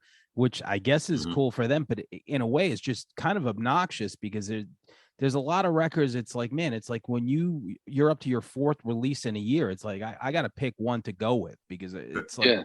I don't For have that much people that time. are like, really try to keep up with stuff too as it's come like we do. Yeah. It's It's like an it's hard to- escalator. It's It's an hard escalator. to sit with a record, like really. Yeah. That happened last year with Flea Lord. He put out 12 albums last year. He put out one a month for all of 2020. And like it just becomes like I'm not gonna listen to all No. these. Like, You know, guided by voices too. It's like you're gonna put out 3 albums last year. It's like It's like we get it. You have a lot of songs, but like you don't need to release everything. Like it's cool. Yeah. And I mean, I guess like when you rap, you have a studio on you all the time. If you just got a laptop and a mic, so you could just record all day long if you feel like it. And so I guess that's it too. It's insane though that like too that they're putting out this much stuff and they bang. It's all like these quality. aren't like There's not shit. like yeah. Nobody's putting out like you probably should have held on to that one. No clunkers. Yeah. But And I think also last year maybe it was a little bit exaggerated because no one really toured. So I guess it was just a lot easier to put out records last year as well as stack some for this year. So but let's kick it off. Number 10, Matt, give me your number 10 out a hip hop album of 2021. Number 10, I got Conway and Big Ghost. If it bleeds, it can be killed. Yeah. I gotta say, I love his production. Him and Apollo Brown are like my 2 favorites right now because I can't say enough about Big Ghost. Like he might have the best Crime Apple album, which came out in 2018. And every year he fucking puts out shit that it just kind of blows me away. And there was a record that he did a remix of a Griselda record, which isn't even up on Spotify anymore, but like in the beginning of the year it was, and it was like the Miami version of that, and it was just I didn't even get a chance to listen to that. I think it was up and it like came down. I have to try to find it. Yeah, it was really good. It's up on YouTube and it's so fucking good. But okay, cool. Now is it one guy or it's like I thought it was one guy. I think it was too, but I was like reading up on it because that album's gonna I'm gonna mention it later too, but that there's like a lot of a gray area that it might be like they're not sure if it's one guy or multiple guys. I assume it's one guy, but I have no idea. I never actually like looked into it. I just assume there's no picture. There's no pictures. There's no, like, it's just the ghost with the Uzi and the backwards fitted hat. Like that's the right. So I never really thought of that. Langan, number 10. Kaan, that guy. I believe he's out of Maryland, but he always seems to find a way on my list every year. Like he does some real good conscious lyrics, but he can spit and he spits fast. I mean, the album I picked is Kaizen, because I think he put out 3 or 4 this year too, and they're all good. But this one it's got features with Afro and R.A. the Rugged Man, and he can hang with all those guys and those guys spit really fast too. And this kid can hang. There's some real good smooth tracks on that too. Cool. My number 10, I'm glad to have this guy back on any list, which is Tyler the Creator. Call Me If You Get Lost. This record is a real return to form. Very fun, very youthful. On the lumberjack track, he fucking spits over 2 Cups of Blood by the Gravediggers. Some great guest spots from like Lil Wayne. There's a really good song with Lil Uzi and Pharrell Williams, but the energy and the beats of it's a really good album, and I'm so glad he put it out because it was like the first time in a very long time that I was excited to listen to one of his albums. So Tyler, Call Me If You Get Lost. Number 9, Matt. Crime Apple and Muggs, Cartagena. They, that duo, they're hard to fuck with. That's some of my favorite Muggs shit. And I feel like that's Crime is at his best when he's spitting over Muggs tracks. Yeah. I'm gonna mention it. I'll talk about it when it gets to my list, because I have it up on my list as well. Mhm. Because I know we discussed, like, to me, like, it's like the bars are so good, but like if you're bilingual, like for me, like me understanding both languages, like it's just the shit that he comes up with is ridiculous. So it's like I wish like I could just teach everyone Spanish so they could like Yeah, like I understand enough Spanish to where Yeah. like I'm sure there's still a million things flying over my head, yeah, but like I still can pick up on most of it, and it's dope. I love good. that Good. I how love he that. goes back and forth with that. I love that. Which is something he kind of did, but he does it a lot more with Muggs. I feel like they have those Yeah, real like Latin centric stuff. he You know? gets it. He gets in his Cypress Hill bag when Yeah, he yeah, for sure. Yeah. spits with Mugs. Langen, number 9. I got, you mentioned it earlier, Sam, in your honorables, Huss Kingpins, Porter Huss. Huss Kingpin's another one, put out, I don't know, like 10 records this year, it seems like. But yeah. Yeah, he puts out so many. It's hard he to. put out a there's- Christmas record last week. I saw that. I was like, stop, bro. Stop. And Stop. I like It's you, but not I'm, even I'm not. bad. Dude. I'm not checking for the Christmas rap album. I'm like, I No can't disrespect. listen to this also. I can't enough. But you know, I'm a huge Portishead fan. Obviously, I see you are.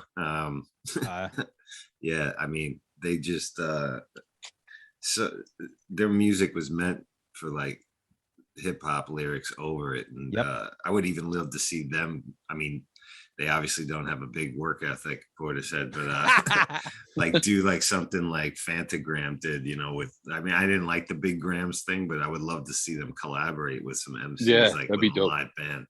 But you know, it's a great album, great concept, great execution, and Portishead is rife with great samples. Yeah, I mean, there's a song called Beth Gibbons on there. You know, what I mean, That's like, my favorite one on the right? track, It's just man. like it's so Yeah. cool because like the three of us, like Portishead, like those first 2 records are just like, I mean, they're just Flawless. life changing for sure. Yeah. Absolutely. And Jeff put out a record last year under the name Quakers, which is like a hip hop record, which I thought was pretty good. So I definitely recommend that as well. So my number 9 is a guy that also put out a bunch of records, and I put the video up on YouTube today. Your old Droog. So I went with his latest release, Spacebar. Man, it's. So this is a guy that you listen to him, and when I listen to him, like the rhymes, he's very much like a doom guy. You know, like you hear that shit, and it's just like his like bars are so ridiculous. And on this record in particular, he really dips into his like Russian ethnicity and pulls out some really cool stuff. And it's just got a lot of really good stuff, like White Russian, Yuri, Bloody Mary. The song I posted today was Meteor Man, and it's just like the shit that he comes up with, and some of these beats are just so ridiculous. I love it. You know, I know that he gets a lot of shit from for sounding like Nas, but I think it's just how his voice sounds. It's like one of those. Yeah. It's like an Action Bronson thing. Yeah, it's like that's just how he I was sounds. Like it's joking not, you know. when I made a joke on Facebook and stuff about you know, if he counted Droog's albums. Yeah. You know, Yeah. But I, you know, listen, hip hop's been around a long time, and like you know, I'm a big Eddie Van Halen fan. When Eddie Van Halen came out, a lot of people played like that, and a vocal tone or a way you do with things, you might be influenced by that in the same way. It could work that way. Doesn't take anything away, because Droog is consistently putting out great shit. Yeah, I was and told, I mean, like Action Bronson's kind of sounded like Ghostface a little bit in his flow and his voice and stuff like that. But I still like Action Bronson. But this, you know, people influence people. I think. It's, and Droog just kind of sounds like Nas in the voice. He doesn't have the same flow or like rhyme. You know, like his rhyme patterns and stuff. He's not. He's more like laid back, I guess, for lack of a better. No, for sure. And his to me, his rhyme pattern is doom. Like he is a fucking doom. He's a doom disciple for sure. But man, I hope he gets a little bit more notoriety I feel like a lot of people, like, I feel like he caught buzz for a second, like being on a Static record a couple of years ago. And then I feel like from there, he's just putting out these releases that I don't really feel are getting the attention that they deserve. So, No. Matt, give me your number 8. Number 8, I got Matt Kami, Pray for Haiti. It was nice to hear him back on like the Griselda team and having West Side Gun executive produce that. I feel like really showed. Like his stuff with Muggs was cool, but this record I thought was fantastic. I loved it. Yeah, this is a record that's come up a lot in the last couple of weeks. I didn't get a chance to listen to it, so I couldn't add it on the list.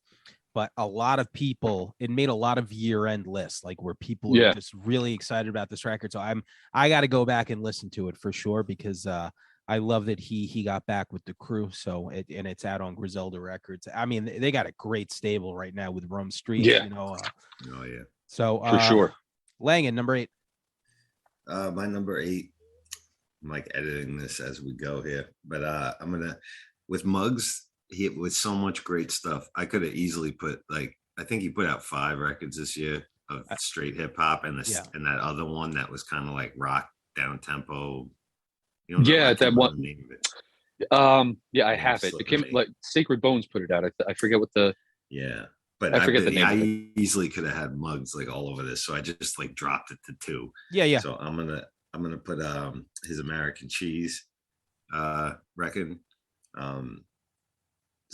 So much the Action Bronson.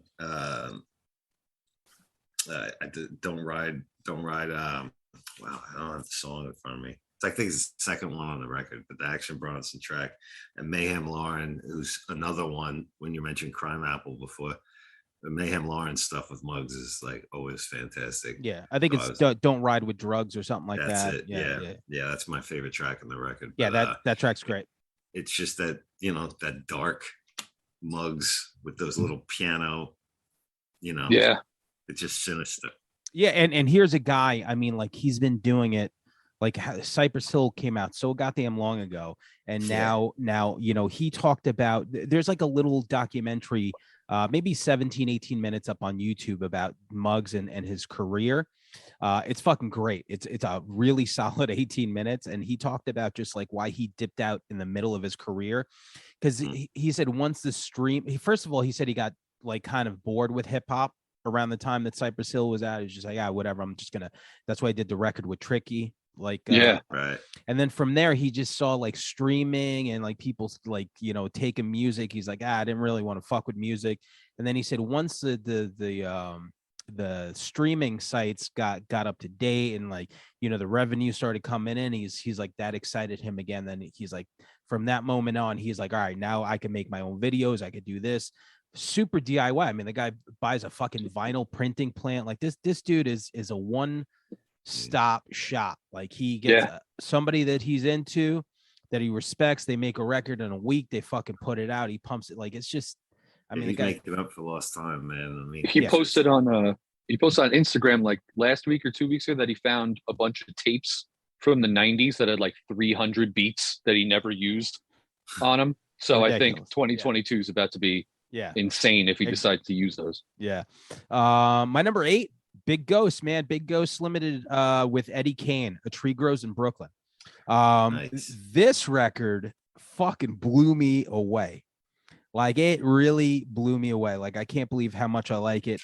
It's like when you hear the actual production on this, it's like I feel like a lot of like 60s guitar. It just, man, it feels like old RZA, really on this album.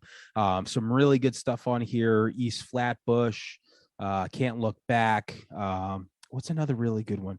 Getting Over It was a fucking banger of a track. There is so many good, I can't recommend this album enough. This album, out of the all 10 of them, was the one that took me by surprise the most. Like, and it's just really the production. I've never heard of Eddie Kane before, but he does a really good job on this record. So Big Ghost doing it again with A Tree Grows in Brooklyn. It's very Brooklyn centric, obviously. So That was one I checked out like last week when I found out we were doing. I was like, oh, let me go and check out some shit that I didn't listen to, and that's really good. Yeah. But Yeah. I just didn't have enough time to sit with it for I it know. to like I know. That's how really. that's how it was with me with Nas, the new Nas record. Like I'm Right. just Yeah. like I don't know. It just came out. I listened to it twice. I'm like, it It's sounds dope. good. Yeah, it sounds Yeah. good. It's dope. I love the premiere If and ASAP Rocky song.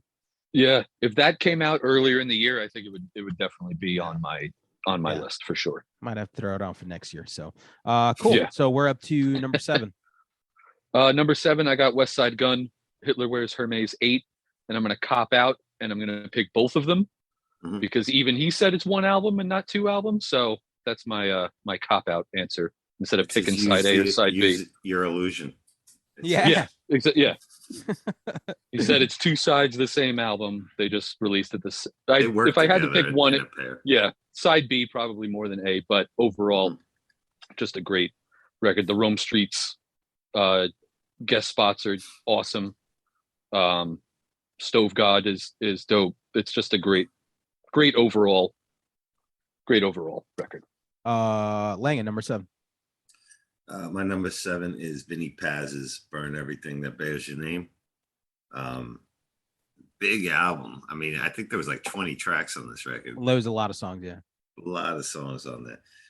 Great cameos, Ill Bill, our boy Lloyd Goat, Crime Apples on there, and just Paz doing what he does, man. Just one of the best voices in hip hop. I love his voice. Yeah. Yeah, for sure. But the tracks Poppy Wardrobe. Yeah, that's Stu Bangers, man. That he crushes that. Yeah. Yeah. So good. So yeah, So we got. He said he wants to come back on the show, so we got to get him back next time. Does he? Great. Yeah. Cool. I got number 7, a record that I did not expect to love as much as I did. I'm a big Havoc fan, obviously. Styles P, like I could give or take. I was never really like a big fan, but man, the Styles P and Havoc record, Wreckage Manor, is So good. 9 songs and it's fucking great. It's like I don't want to say a Mobb Deep record, but it's kind of like the same thing. It's like it just feels like that. All the songs just like, man, I'm a big Styles P fan now, and Havoc does this thing, the production on it. God, so happy. Like I listen and I love a record like this because it's 9 songs. And every song's a banger. Like if you want to take my time and release a bunch of shit, man, 9 or 10 songs is all I need. Like give me that clip. You know, it's a total of 31 minutes. It's just really good, man. If you love their work, especially Havoc, I can't believe how much I like this record. I didn't really think I was gonna like it. I listened to the first song, Fuck Around, and then the second song comes. I was like, oh, this is really good. Third song, 4, but like 7, 8, and 9, I'm like, the whole record is just fire. So love it. That's my number 7. Number 6, Matt. Number 6, Boldy James and Alchemist, Bo Jackson. Just the new one, the newer one was great too, but I had to go overall Bo Jackson. Just it's a longer record. It's got more, guest spots from Currency, Freddie Gibbs, Benny. And the two of them together. That's like they're like made to make records together. It's what they put out like 5 records, I think, at this point, 4 or 5. Oh yeah, they have a lot of work together. Yeah, their chemistry is great. I gotta say, I listened to the record and I didn't really love it, and I didn't really like the new record. And I know like I'm in the minority because that record has made it on to everyone's best of. I like it a lot. It's just like compared to everything else that I have on my list, I didn't really fuck with it like that. Boldy's flow is a little kind of like, I don't want to say like, it's like laid back and like kind of feel like it's kind of something that has to grow on you a little bit. Like I didn't really like him at first when I first heard him, but then I heard the one they did last year and that kind of got me. Yeah, man, got me hooked on him. Good for them. So Langan, Langan, number 6.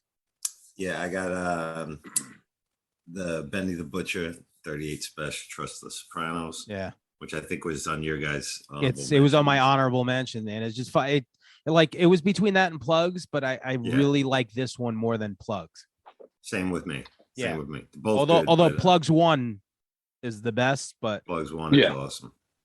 But yeah, I mean, it's great production, great tracks. It's all about the production for me. We always talk about this, but even a song like The Corner, which is one of my favorite tracks on the record because of the production. Because I hate when MCs like sing song the Yeah. choruses. Yeah, Sometimes yeah. we've talked Me about too. that Yep. too. Yeah, yeah. But it works for me in this. Yeah. So I'm like, wow, I gotta give him a nod for that. But yeah, Trust the Sopranos. Yeah, to us, like if you cut the hook, that's what we like. I Yeah. want to hear you cut the hook. All cuts. That's all the it. time. I don't want to hear anyone singing shit. That's why I love Stu so much, man. Stu's Yes, got I'm, so many I'm gonna cuts. mention him later on for sure. Yes. So my number 6 is Matt's number 7. So Hitler's where Hermie is. But I'm gonna go with the first one, just because, man, the production on this is crazy. The Mac Hami song, the fucking the Rome Streets one, the Lil Wayne fucking track on this. This is a real this was my favorite Griselda release all year. Like this to me, where a lot of times, listen, you're always going to stretch out, you're always going to try different things, and a lot of these guys are different, trying different things that don't sound like Derringer anymore. And hey, good for you, but I feel like West Side is still the one that keeps the flag the way it started. And I feel like his production is always on par with Griselda. I feel like his production is like the flagship for sure, which is funny because he's my least favorite of the three. Yeah. As far as being an MC, but his ear for the production. He's got maybe the best ear for production. Yeah. That I've ever like come across, like outside of like MC producer duos, but like, yeah, he's got an amazing ear. Yeah, it's unbelievable. This one's a banger. Like I love this record for sure. So cool. We're at the halfway mark. All right. So best albums of 2021. We're at the top 5 here. So Matt, give me your number 5. So number 5, I had never heard of this dude before. I found out about in like some other Facebook group. Code of the Friend and Static Selector, To Kill a Sunrise. Oh no. Okay. I didn't listen to that. Yeah. So good. Wow. Okay. Like that was like it came out. I think it came out like late spring or right before the summer, and it was like before the summer, and it was like such a good perfect summer record. Mm-hmm. It's like a perfect just drive with the windows down with that shit bumping. His flow over Static's production, unbelievable. So fucking good. I got to listen to that. That's the one Static record that I didn't listen to because I didn't know the dude. And yeah, like, I never heard of him. And somebody like posted it, and I was like, "Yo, this is crazy." Yeah. And then I went back and like checked out all his other shit prior to that, and it's all dope. But this one is like, I think the Static production really Static production helps elevates it to that next level. I'll tell you this. I didn't know that guy from a hole in the wall either, but the second I heard it and the time period it was when the weather was starting to get nice, I remember throwing it. It came out at the if it came out now, so good. Yeah. If it came out now, it'd be a different. It wouldn't feel the same. They came out right at the right time. But the thing with Static, he did a record with Millie's, which was the best Millie's record. Because Millie's now raps over like a lot of trap beats, and that's fine. But like Static did a record with him. Static did a record with fucking Paul Wall.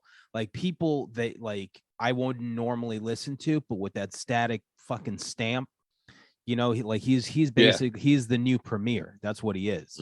Just like you hear a Static beat, immediately it's like the essence. Like it's like if you read like the label, like the ingredients. Like his ingredients are hip hop. That's really what it is. When you hear a Static beat, you're like, this is the essence. So I got to check that record out because I ignored it. Yeah. Langan, number 5. I got Eric Bobo and Stu Banger's Empires. Bobo was on the show once. I missed that one, unfortunately. I wish I remember what episode. Oh yeah, we had them both on. Yeah. Yes. Yep. But loaded with cameos, Paz, Pharaoh Monch, Psycho Les from the Beatnuts, Blackistan, Lord Goat's on there as well, Blue, Apathy, Ill Bill, Sick Jack, and it's great. Stu Banger's productions with the great Eric Bobo, who, if you don't know him, he played with Cypress Hill. Beastie Boys played percussion, bongos, all kinds of stuff, and it's bangers with like a Latin flair in it, and it's fantastic. Yep. My number 5 is DJ Muggs and Crime Apple, Cartagena, which is a place in Colombia, which is where my dad's from. So I think it's one of those things that really hits home to me. You know, like crime when he does this thing, it's like it's a Colombian dialect that I grew up with. So it's very familiar to me.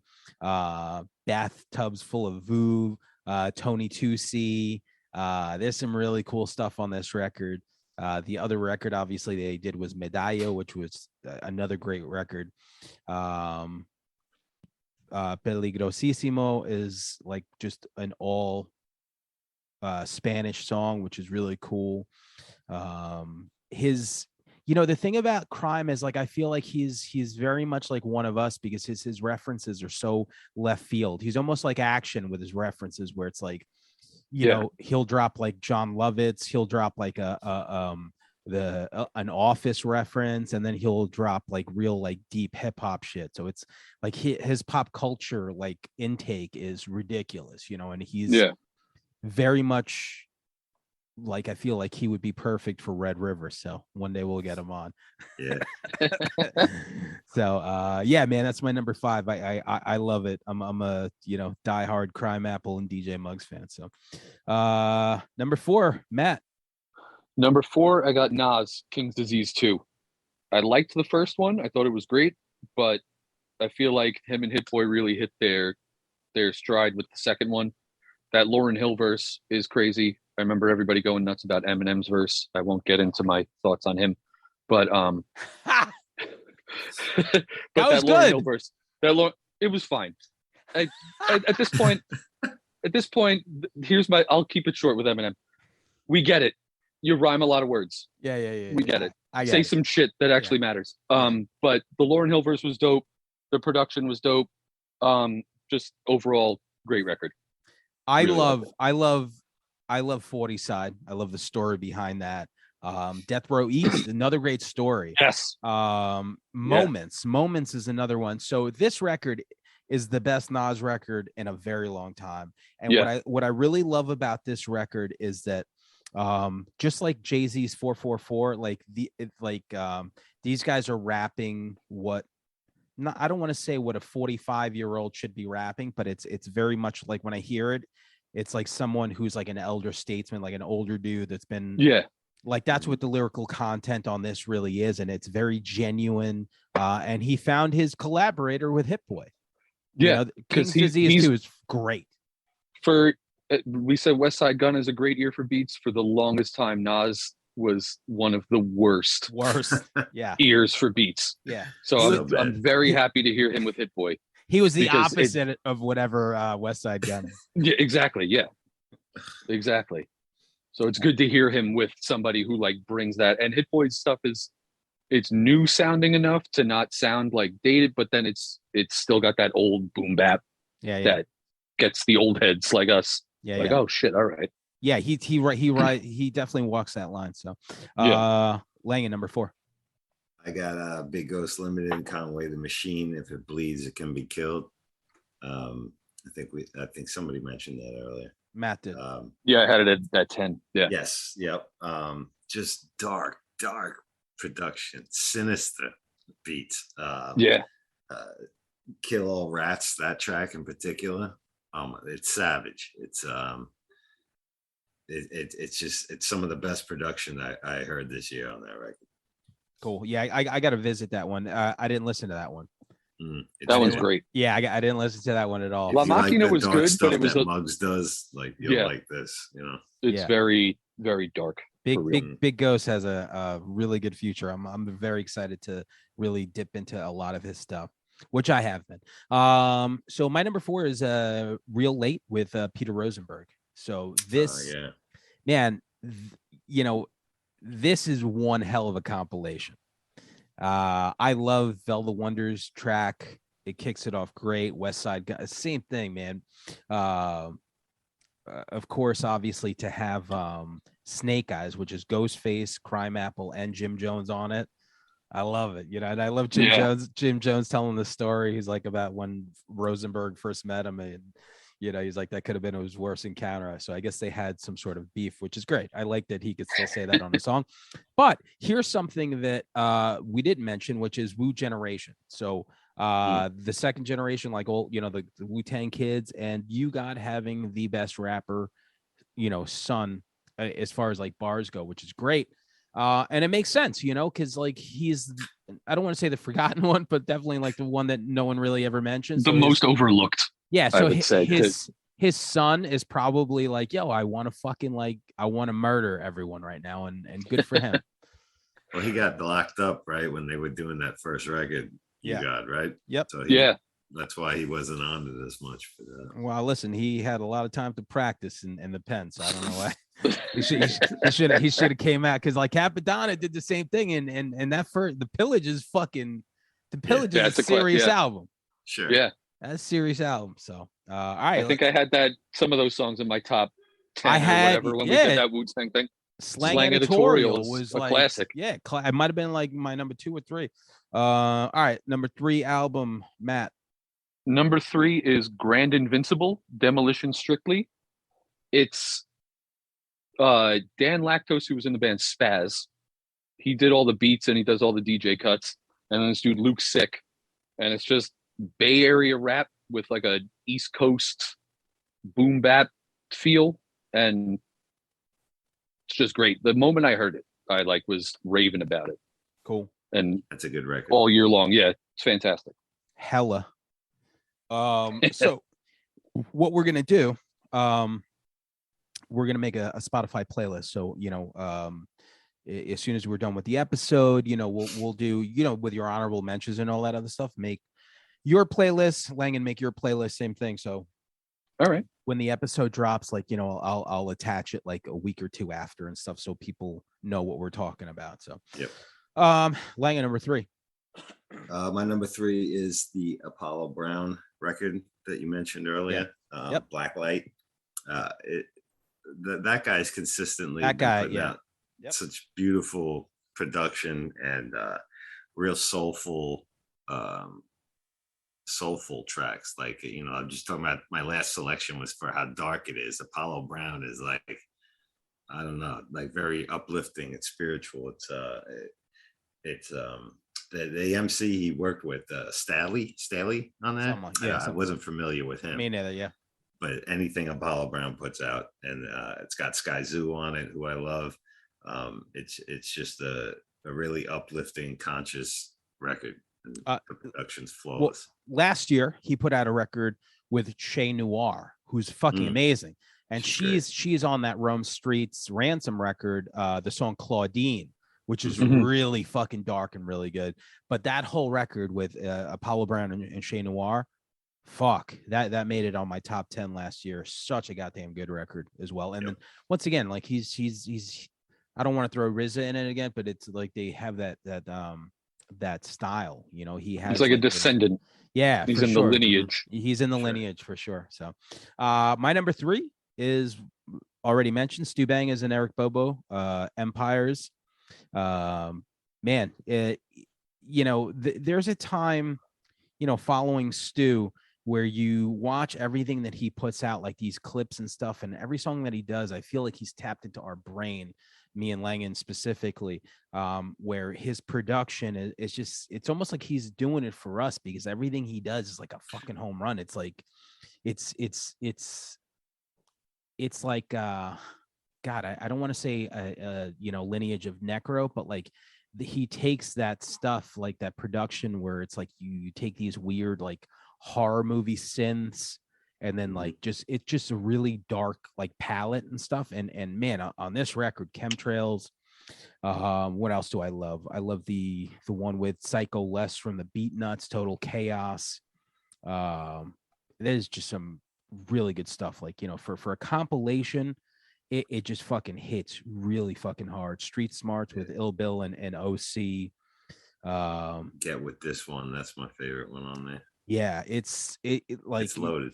Yeah, it's loaded. You put it on, like if you want, like just like the Rosenberg thing, if you want like something that you could listen to from beginning to end with just pure fucking hip hop, this is just fucking great. So I absolutely love it. That's my number 3, which brings us to 2, man, our top 2. So Matt, give me your number 2 album.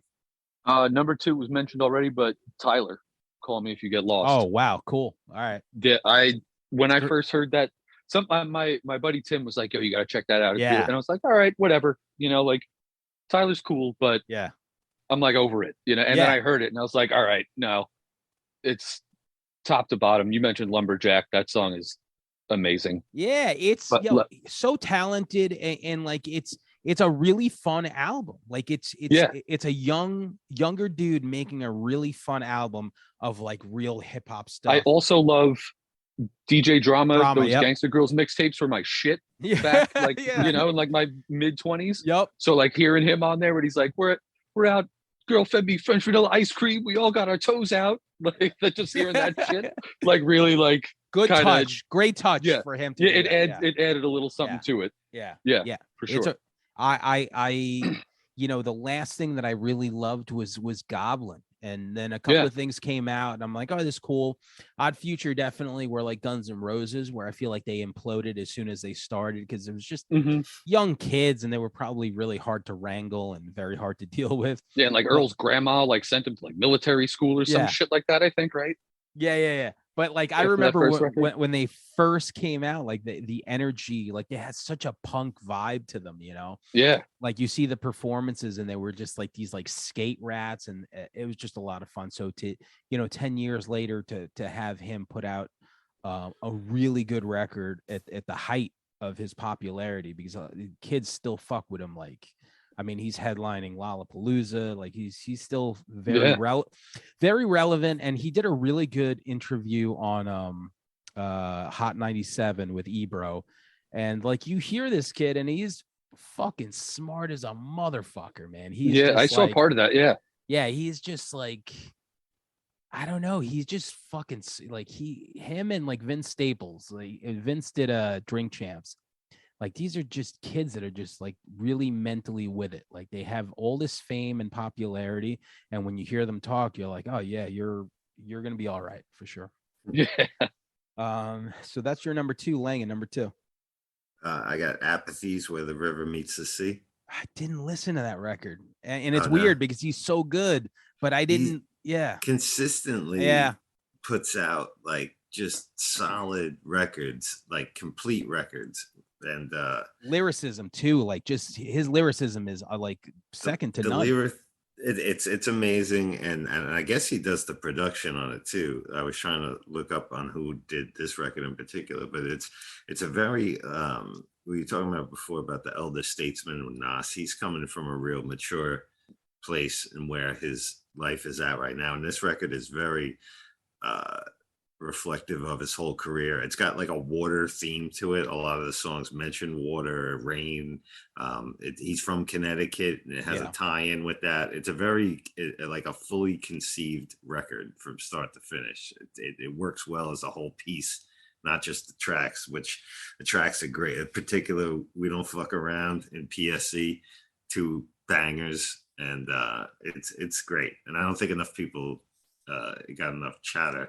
It's amazing, because even for someone like me, but once again, it's just like you could only listen to so many things, and I'm like, I didn't even get a chance to listen to it. So but I got to get to it. Once you make your playlist, I'll hit that. My number 2 was somebody who had my number 1 a few years ago. Evidence, Unlearning Volume 1. Like I really like Dilated Peoples. I thought they were a lot of fun. I thought they were cool. And I always thought Evidence was good. Like Irish Science and Evidence were good. They were like good MCs. They never really wowed me, but as time went on and Evidence started making his own beats, and then he started like putting out these records, he's just on another level now. His last record and this record in particular, the two of the best hip hop records I've heard of the last 5 years. The song's Better Than You. Boldy James is on a song here, which is the Lost in Time, Where We Going From Here. I mean, man, certain records, you know, some people rap and they have a lot of like words and punchlines and stuff like this. This is just very easy to follow, very easy listening. Production is really half of the story here. But the content and the stuff he's saying is very easy to just listen to and kind of like digest, which is what I really like sometimes, you know, like where you're not thinking like, holy shit, you know, you just said like 10 different fucking punchlines in a row. That's amazing, which is great too. But this Evidence record, Unlearning Volume 1, fucking fantastic. My number 2. That's it. Number 1. Drum Matt, roll, please. Number 1, this came out in February, and yeah. All right. So we have the same It's one. been there since then. Do we all have the same one? Rome Streets and Mugs, Death and That's the what I Magician. Yeah, that's what I have. It's yeah. Wow. When I saw like late last year that they were working together, and I was like, that's going to be unbelievable, and it did not disappoint. Like I said, it came out in February, and that was the bar. That was the bar. Yeah. And nobody, as much as I love all these other records, nobody came close to that for me. It's so funny you're saying that, because that was the only easy thing about this list was I always knew. I started with record. 1, and then I kind of fucked around with it. I switched 100%. I switched 3 and 4 while we were doing this. I did too. flipped them around. I did too. So everything was like last minute figuring it out, but that was number 1 from the jump. It comes in with that the Prayers Over Packages track with those heavy synth washes in it, and I'm like, oh, this is something different. And then he follows it up with all that Sinister Mug stuff. And I mean, I really, when people ask me my favorite hip hop producer of all time, it was always Premier, no brainer. That was my number 1. But now, like looking over like my whole life of what I've listened to in hip hop, Muggs might be my favorite producer of all time. You know? Yeah, he's making a really good case. I mean, you know, like Matt said, this came out in February, and from that moment on, I was like, okay. I remember saying it. It's funny because I said the same thing about the movie Bloody Hell. You know, or we're going to talk about movies. I'm like, okay, this is the bar. This is the one you have to beat. And this was that record, like, man, like Ace of Swords, Shooting at the Dance Hall, Wheel of Fortune. These things are just, I don't want to say like Big L, but like he does have that flavor where it's just like it's just like this is New York as fuck. He's very New York. Yeah. He's very New York, and that's my, you know. That's it. Wow, shit. We all have the same one. That's it easy. We don't even need to go around. Undeniable, man. Undeniable shit. And the fact that we both like decided it was number 1 when we all did, like, that speaks volumes on how. Yeah, there was no, like, that was the bar. Like, I'm like, okay, as soon as I heard that record, I'm like, it's February. This is the one that people, anything that comes out after this is the one that you're going to fucking put it up to. And it's like, great record, not as good as this. And for the next, this endorsement should really work out for that Muggs kid. This endorsement right here. Yeah, he's gonna go somewhere. Yeah. He's gonna be all right, I think. He's got a bright future. So that kind of influence we have. Cool. Well, listen, we knocked this shit the fuck out nice in under an hour. So that's fucking great. Can't complain. Matt, thanks again for fucking hanging out with us. Thanks for having me again. As soon as we talk to, you know, Antonio tomorrow, and we'll do the rock records, and I'll piece them together, and then we'll drop that as the first episode. I'm so relieved to be done with this hip hop list. Yeah, me too. Right? Yeah, I got put it. I'm glad I don't have to come up with any other lists. Yeah. This is the only like. I'm not gonna make another list. I don't care. Yeah, it's a weight off my shoulders. Guys, make those lists. No rush, but you know, just sometime this week, send it to me. And cool, man. So I'll see you guys very soon. Yeah. Later, guys. Later. The vocals, I had a plug-in mic that wasn't maybe the best mic, but that's how I did the vocals, and that's how you do it. That's how you do it. It's done. Bow. 1, 9, 8, 4. Pay the P like they used to say, flood boss. You might as well just get used to me, no love lost. If ever I'm under scrutiny, not the place for toxic waste, enough with the mutiny. Nowadays, cats is emotional wackos. Designer drug thugs off deodorized tobacco.